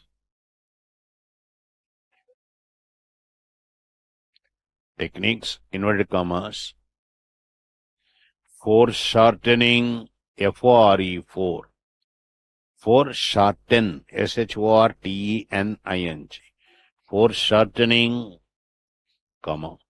three-dimensional, and four-dimensional techniques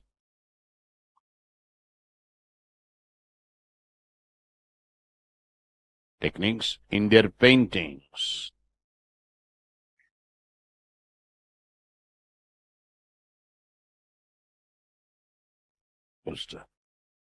The most important paintings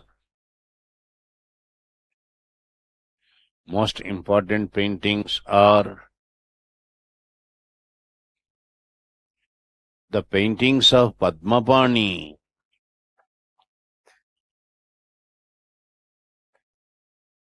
P-A-D-M-A, Padmapani, P-A-N-I.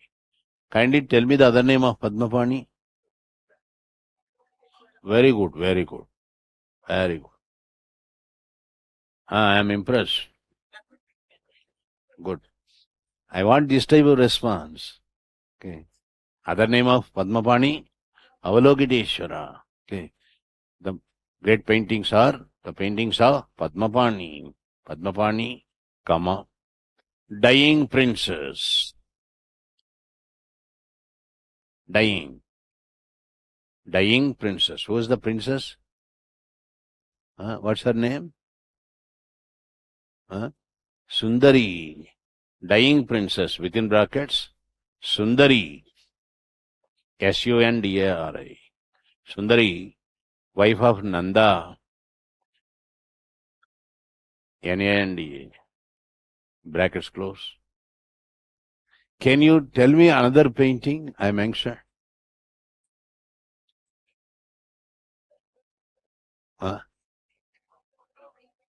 Buddha?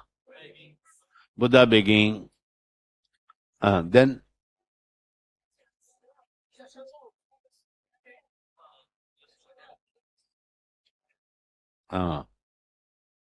Bhumi Sparsha Mudra. Buddha touching the earth. Remember? The dying princess and Buddha begging before his house. Dying princess, comma, Buddha begging before his house and Bhumi Sparsha Mudra.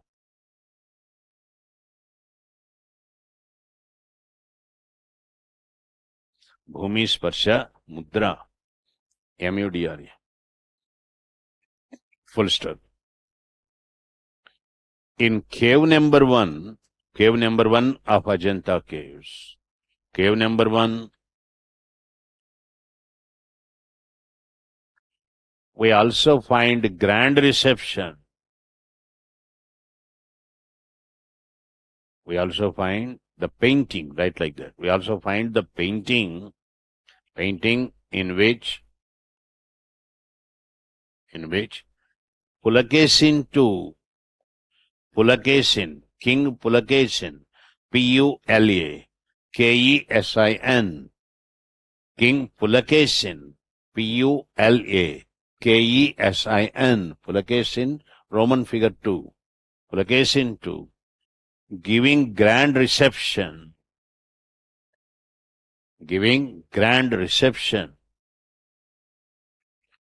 to the Persian ambassador,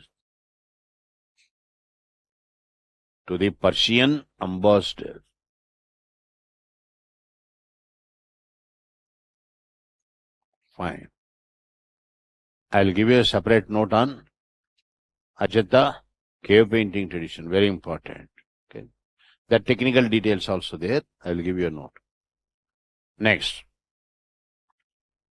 In agriculture, next paragraph, under Satavahanas, in agriculture, they were the first to start coconut cultivation. Mark it important. They were first to start coconut cultivation. First.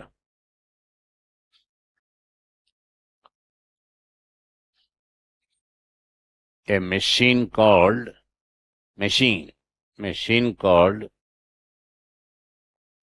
Girika, G-I-R-I-K, Girika, was invented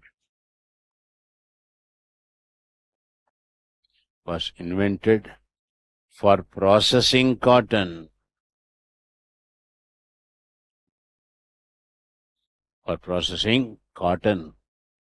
Next.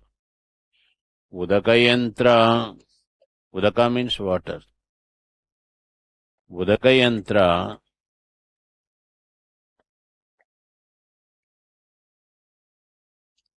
Yantra. Yantra means machine. Udakayantra was used for tilling the soil. Tilling the soil. S-O-I-L, soil. Next. In trade and commerce, next paragraph. In trade, T-R-A-D, trade and commerce, it was maximum with the Romans. R-O-M-A. Trade and commerce, it was maximum with the Romans. Full stop.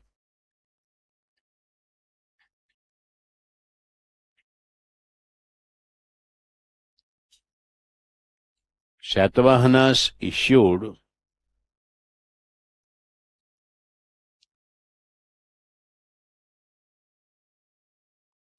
mixed metal coins.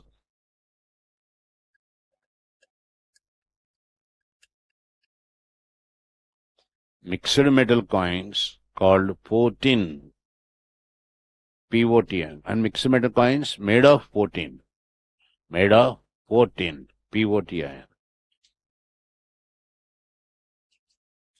Full stop.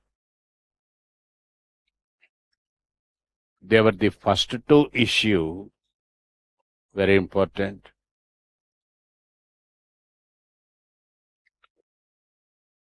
ship mast coins, SHIP, ship mast. Ship mast coins, market very important. Ship mast coins.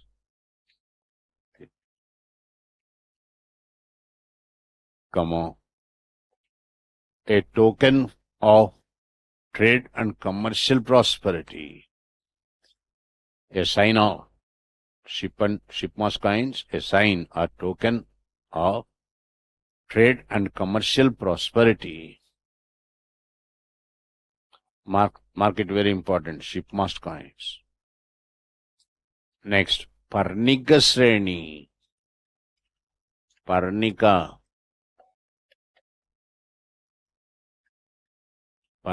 Sreni. Underline Parnika Sreni was the guild cultivating,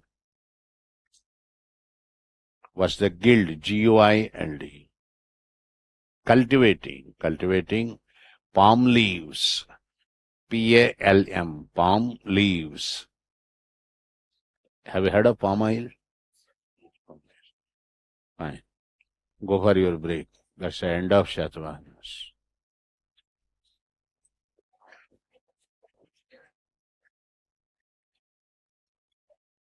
Under post-Mauryan times, we had come to know about the history of India in general, the North India in particular. What was South and the deep South? You talked about deep South, Karnataka, Tamil Nadu, Kerala, only during Neolithic age. After that, you never talked about deep South. What is deep South? Deep South means the southernmost part of today's Andhra Pradesh. Andhra Pradesh to the southernmost part of India, Rameshwaram. That's called deep South. This area for a long time remained under Neolithic age. Farming, pastoralism, the main professions. Up to 2nd century BC even, South remained just the same, a backward South, deep South, backward South. In this backward, deep South, present Tamil Nadu, particularly Kerala, you had a distinct culture, Stone Age culture prevailed. After Neolithic age, you had in the deep South, a type of peculiar Stone Age culture continued to prevail. That Stone Age culture is what is called megalithic. Someone asked me, you did not discuss megalithics. Okay, I will discuss in the right context. Megalithic culture. What is megalithic? Mega means big. Lith means stone.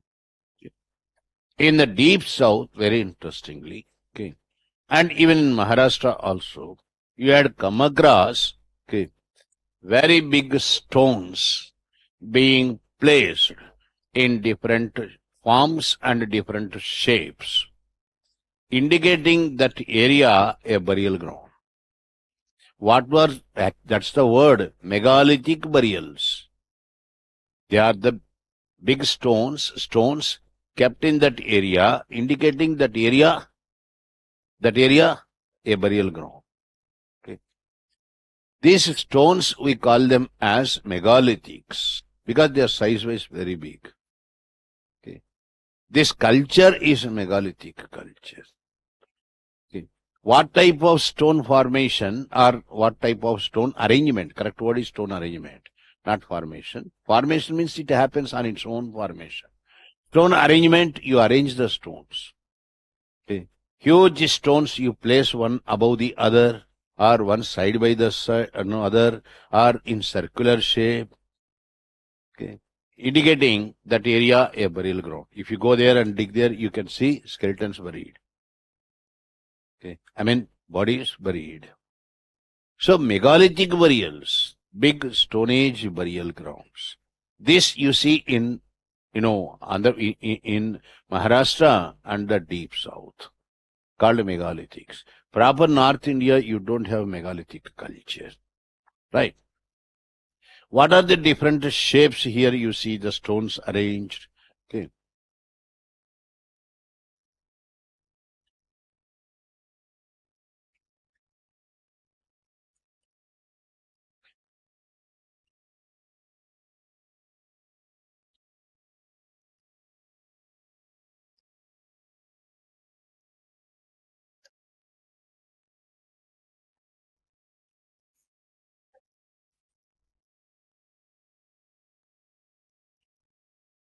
Okay. Dolman. Okay. Stone alignment, schist. Okay. And this is called serpent shape, just like this. Stone arrangement. In deep south, if you come across this type of stone, arrangement, then you can say that area, megalithic area. Understand? Where dead bodies are buried. Indicating that area, you install a stone like this. Someone asked me, sir, in Buddhist architecture, we got a question. Stupa, is it Buddhist or even before Buddhism you have stupa? Okay. Stupa architecture is based on this. Are you understanding? Okay. Stupa architecture is, stupa itself is much older than Buddhism. On the basis of stone burials, these burials in a way monuments. Okay. They are monuments. For the fellow dead, you bury that, and on that you cover that grave with this type of stone formation. That had become the basis for stupa architecture. In fact, even for temple architecture also, this is the same thing. Okay. So architecture developed over a period of time on the basis of the different burial practices in India we followed. Okay. In South India, I don't know about North. Even today, on the fellow's death day, we go there and to that spot and we offer our prayers and our pujas and all that. Right? There you are worshipping what? His graveyard you are worshipping. Okay. That is sacred for you. Like that you construct, okay, a place, there you keep the relics, then you construct the structure on that, you call it a temple, because their Lord is there, God is there. So what had become the basis for Indian Hindu temple architecture or Buddhist architecture? Okay, megalithic burials. The way they are buried in different shapes, okay, stones arranged, that had become the basis for Buddhist and Hindu temple architecture also. Understand? Up to 2nd century BC, this was the culture way of life. People practicing pastoralism. You know pastoralism? Okay, cattle rearing. very less agriculture. Okay, in deep south, they come under this this culture called megalithic culture. Inside the megalithics, when you go for excavations, what do you see? In the megalithic burials, we had come across iron tools. They come under Iron Age. Iron tools and arrowheads, because they were experts in hunting, going for war and all that. There you also see pots full of grain and all that. These are essential characteristic features of a megalithic burial. Understand?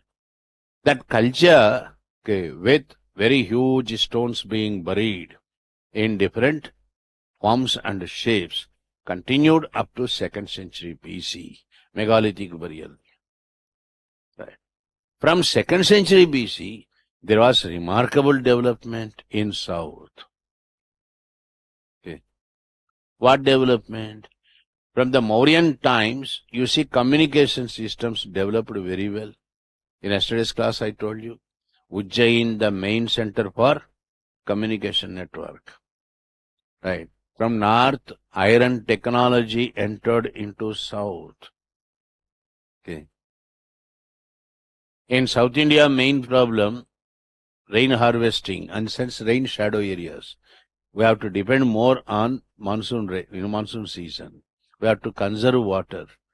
Most of the areas of south. In the north, you have a practice of digging the well, ring well you call it as. This practice of constructing ring wells for storing water, this also entered into South India. That way, agriculture developed well in south. With that, development process started in South India. South India, I'm using the word means deep south. This is one portion of the development. The other side of the development, from 2nd century BC, you have a great literary tradition started. This is very important for us. That literary tradition is what is called Sangam literary tradition. What is Sangam? Sangam literally means confluencing point of two rivers. When two rivers meet each other, that is called Sangam. Ganga, Yamuna, Saraswati Sangam, Krishna, Tungabhadra Sangam. Sangam, two rivers, confluencing point, meeting point. That is literal meaning. In history, Sangam means the assembly or college of poets and great scholars. Scholars and poets of the deep south, they used to come together, assemble. They are meeting each other. Assemble at a point called Madurai. Madurai in present Tamil Nadu. That is called Sangam. What is Sangam in history? In history, Indian history, Sangam means assembly of poets, scholars from different parts of the deep south. They used to assemble at Madurai. Madurai, capital city of Pandyas.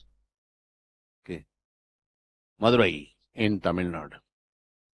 There they composed, master poets composed marvelous literature, fantastic literature, Tamil literature. That literature is what is called Sangam literature. So what is Sangam literature? Tamil literature.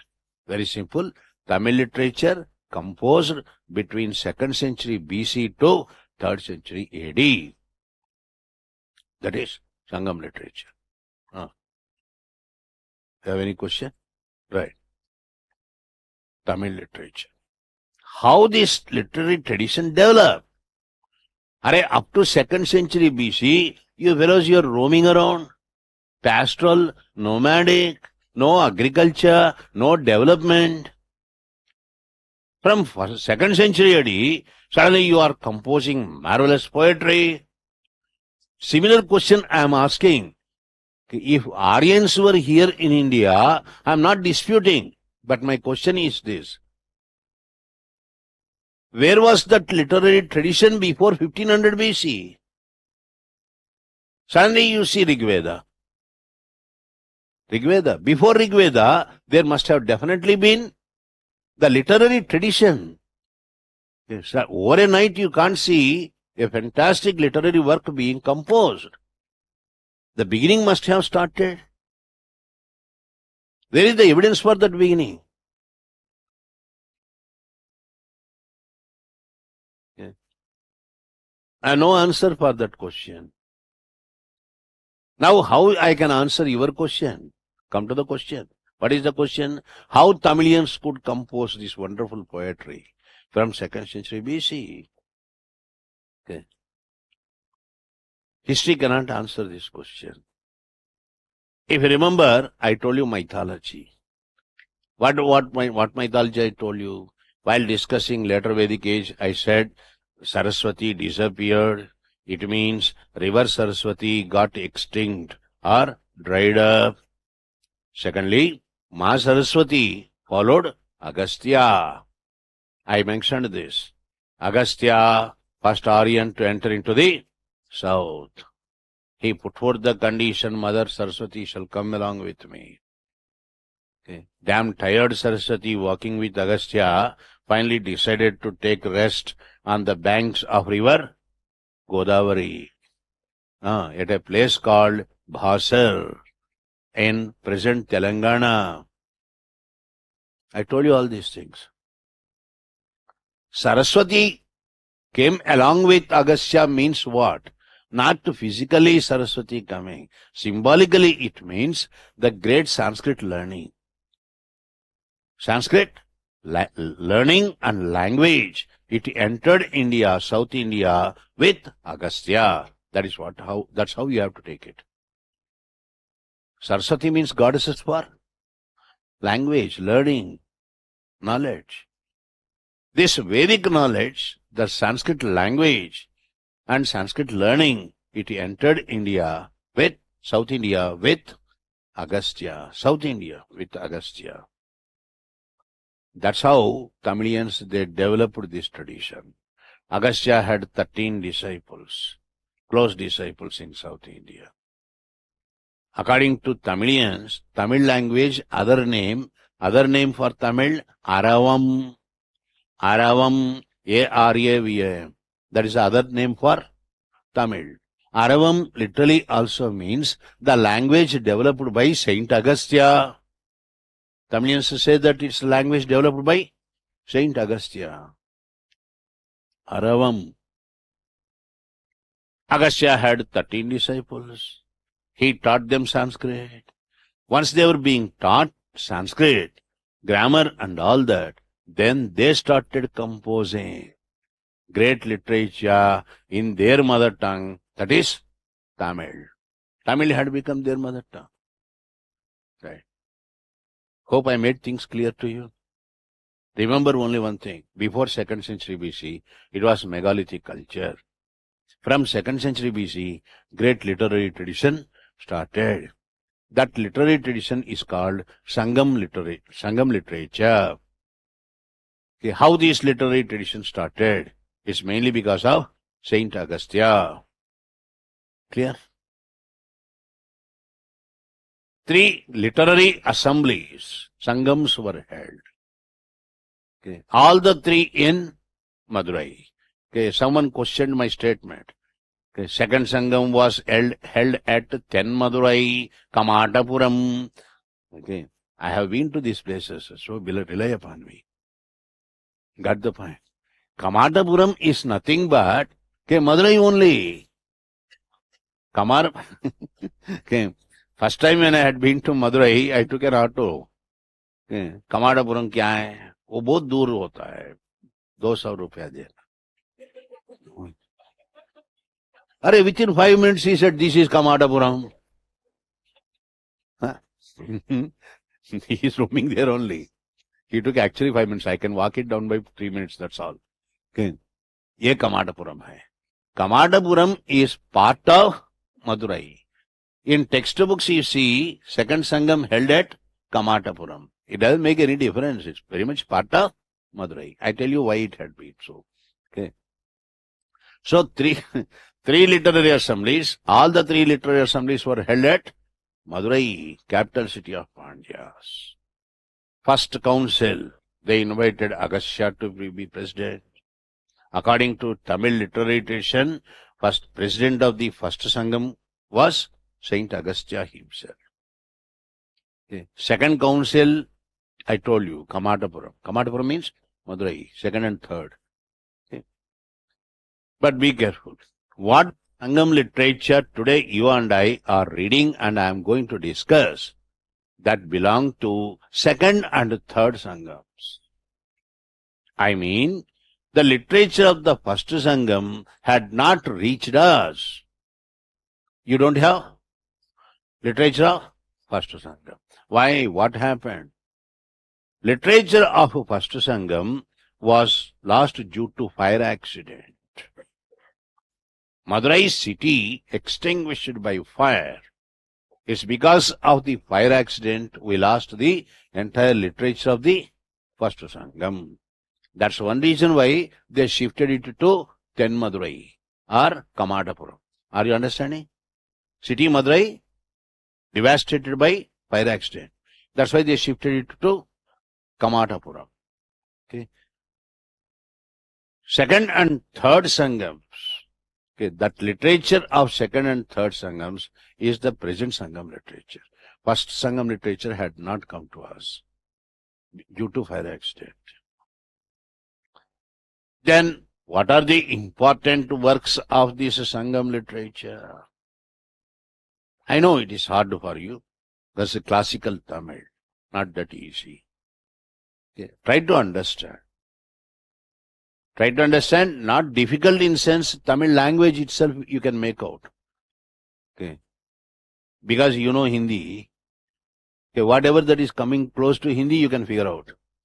Whichever that is not Hindi, also you can figure out. Get the point? Kural, Pural, Taral, Kiril means this is Tamil. Got the point? Okay, you can make out. It's not that difficult. So apply your brain. That's what I'm telling. You can easily arrive at the answer. In the Sangam literature, first important text for us is by Saint Agatyar. Agatyar, one of the disciples of Agastya. He wrote Agatyam. Agatyar writing Agatyam on Tamil grammar. Tolkapiyam, Appiyam by Appiyar. Tolkapiyam by Appiyar. This is on Tamil poetry. Okay. One is on Tamil poetry, the other one is Tamil grammar. Okay. First part of Sangam literature. Then you have 8 anthologies, long narrated poems is an anthology. What is an anthology? Theme, one theme. Long narrated poems. 8 anthologies. In Tamil, you call them Ettu Togai. Ettu means 8. Togai. Okay. 8 anthologies. Okay. Of these 8 anthologies, Ettu Togai, we have Madurai Kanchi, most important one. Madurai Kanchi by Malgudi Marudan. He wrote Madurai Kanchi. This text in general talks about development of trade, commerce, and economic development of the city, Madurai. In South India, what economic prosperity was developing at the time? That is the theme of Madurai Kanchi. Very, very important for us. Okay. Then you have 10 short poems. I am only giving most important texts. 10 short poems, you call them 10 idylls. Idyll. I-D-L-E-S. Idylls. 10 in Tamil, Pattu. Pattu means 10. Pattu Pattu. Patu means a short poem. You can recite also. You can sing also. Right. Pattu Patu. Murugaru Padai. Okay. Murugan means Lord Subramanya. Okay. Why are you laughing? Huh? This class, I am very, very liberal in Tamil language, I'm telling you. Okay. This also, you are finding it, a laughing stock means classical Tamil you just can't stand. Okay. Murugan is son of Shiva and Parvati. You call him Kartikeya, Subramanya, Shanmukha. These are 6 faces. Shanmukha. They are different names. Muruga, most popular, deity for Tamilians. Are you understanding? Go to Tamil Nadu or in Tamil friends you have, Murugan is very popular for them. Okay. Murugaru Padai by Nakirar. Okay. That is in devotional, it's devotional song. It is in praise of Murugan. Okay. Popular god of Tamilians. Right. Then come to the other part of Sangam literature. 18 minor works are there, small texts. You call them Padunekkil Kanakkalu. Okay, that's why I said it's hard Tamil language. Padunekkil Kanakkalu. Understand? Okay. You may not pronounce it or you may not remember it accurately. But once you see it in the exam hall, it will definitely strike you. Nakkalu Kukkalu Kukka means this is something connected with Tamil. Easily you can figure out. Understand? Whichever that is very hard for you people, you can definitely say that is from South India. Because you can't utter that words. Okay? You can't remember also. Right? It's that easy. I can make it that way, that is easy. When you see it, be happy. That's why I said, don't try to remember them. It is difficult to remember them. Okay?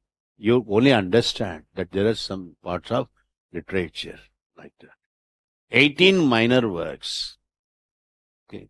There you have the most important Kural. Okay. Tirukkural. Tiru means highly respected. Tirukkural, written by the great Tamil saint Tiruvalluvar. I don't know how many of you had been to Kanyakumari, Cape Comorin. Okay. When you go to Cape Comorin, in the beach you must have seen, okay, the statue of Saint Tiruvalluvar. Tiruvalluvar, most popular saint of the Tamilians. This great saint of Tamilians, he wrote Tirukkural. Tirukkural, full of proverbs, morals and ethics. That is the theme. That's why, remember, very important, Kural is called Bible of Sangam literature. Which text is called Bible of Sangam literature? Kural, Tirukkural.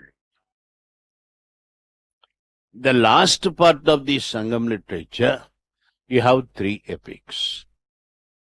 I told you, in North India you have Ramayana, Mahabharata, Bhagavat, epics. Understand? Just as that, Tamilians do have their own epics. Okay. Epics. Number 1, Silapadigaram. Okay. What is Silapadigaram? If you remember Shaivism, I told you Om Namah Shivaya, mentioned for the first time in Silapadigaram, Tamil epic, written by Ilango Adigal, great Ilango. Understand? Tamil poets, the way they describe, in some regards they excel even Kalidas.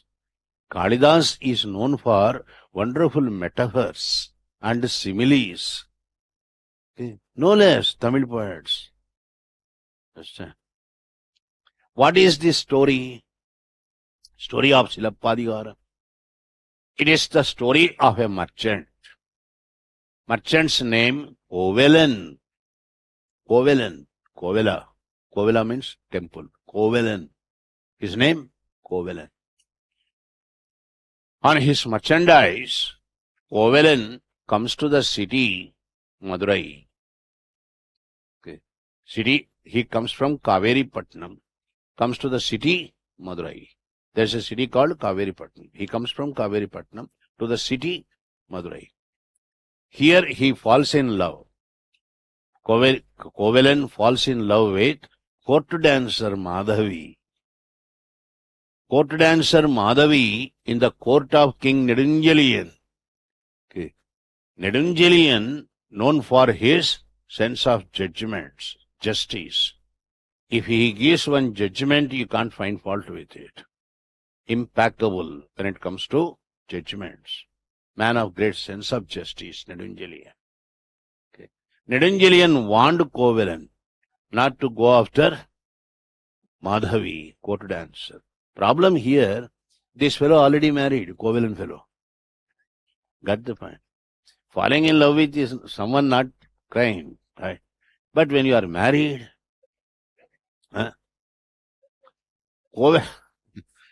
Kovalan's wife, devoted wife, Kannagi.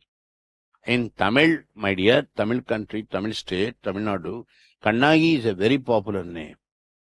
Okay, Kannagi, devoted wife of Kovalan. This ongoing relationship between Kovalan and Madhavi, not accepted by King Nedunjalian. Then Nedunjalian's wife, Queen's anklet was stolen. Silappadigaram, literal meaning is jeweled anklet. You know, dancers wear anklet. Anklet. That is the meaning, title's meaning, Silappadigaram. So someone had stolen Queen's jeweled anklet. Unfortunately, Kovalan happened to have a similar one like that. Understand? So, gods caught Kovalan. Kovalan was trialed on the charges theft. Okay, theft. For theft punishment, beheaded. Kovalan was beheaded. He was killed. This Kannagi was not aware of this. When she had come to know that her husband was killed, she comes to the court of Nedunjalian, gets the jeweled anklet, Silappadigaram, gets it broken. There you see the names of Kovalan and Kannagi. Inside, poor fellow, he doesn't know, Kovalan fellow. Are you understanding? Okay. Are you understanding? She proves that the jeweled anklet actually belonged to Kovalan. So Nedunjalian had given a wrong judgment. Nedunjalian died of shock for giving wrong judgment. Kovalan cursed Nedunjalian that there won't be rains in his territory. Kannagi cursed Nedunjalian that there won't be rains in his territory. Okay. And that apart, okay, she performed sati. She followed her husband. This is the story. For Tamilians, she had become goddesses. Kannagi, who performed sati, had become goddesses of chastity, purity. Like Sita, Savitri, and Draupadi. Here Tamilians are coming close to the characters of Mahabharata and Ramayana. Right. Kannagi had become goddesses of chastity. This is first epic. Clear?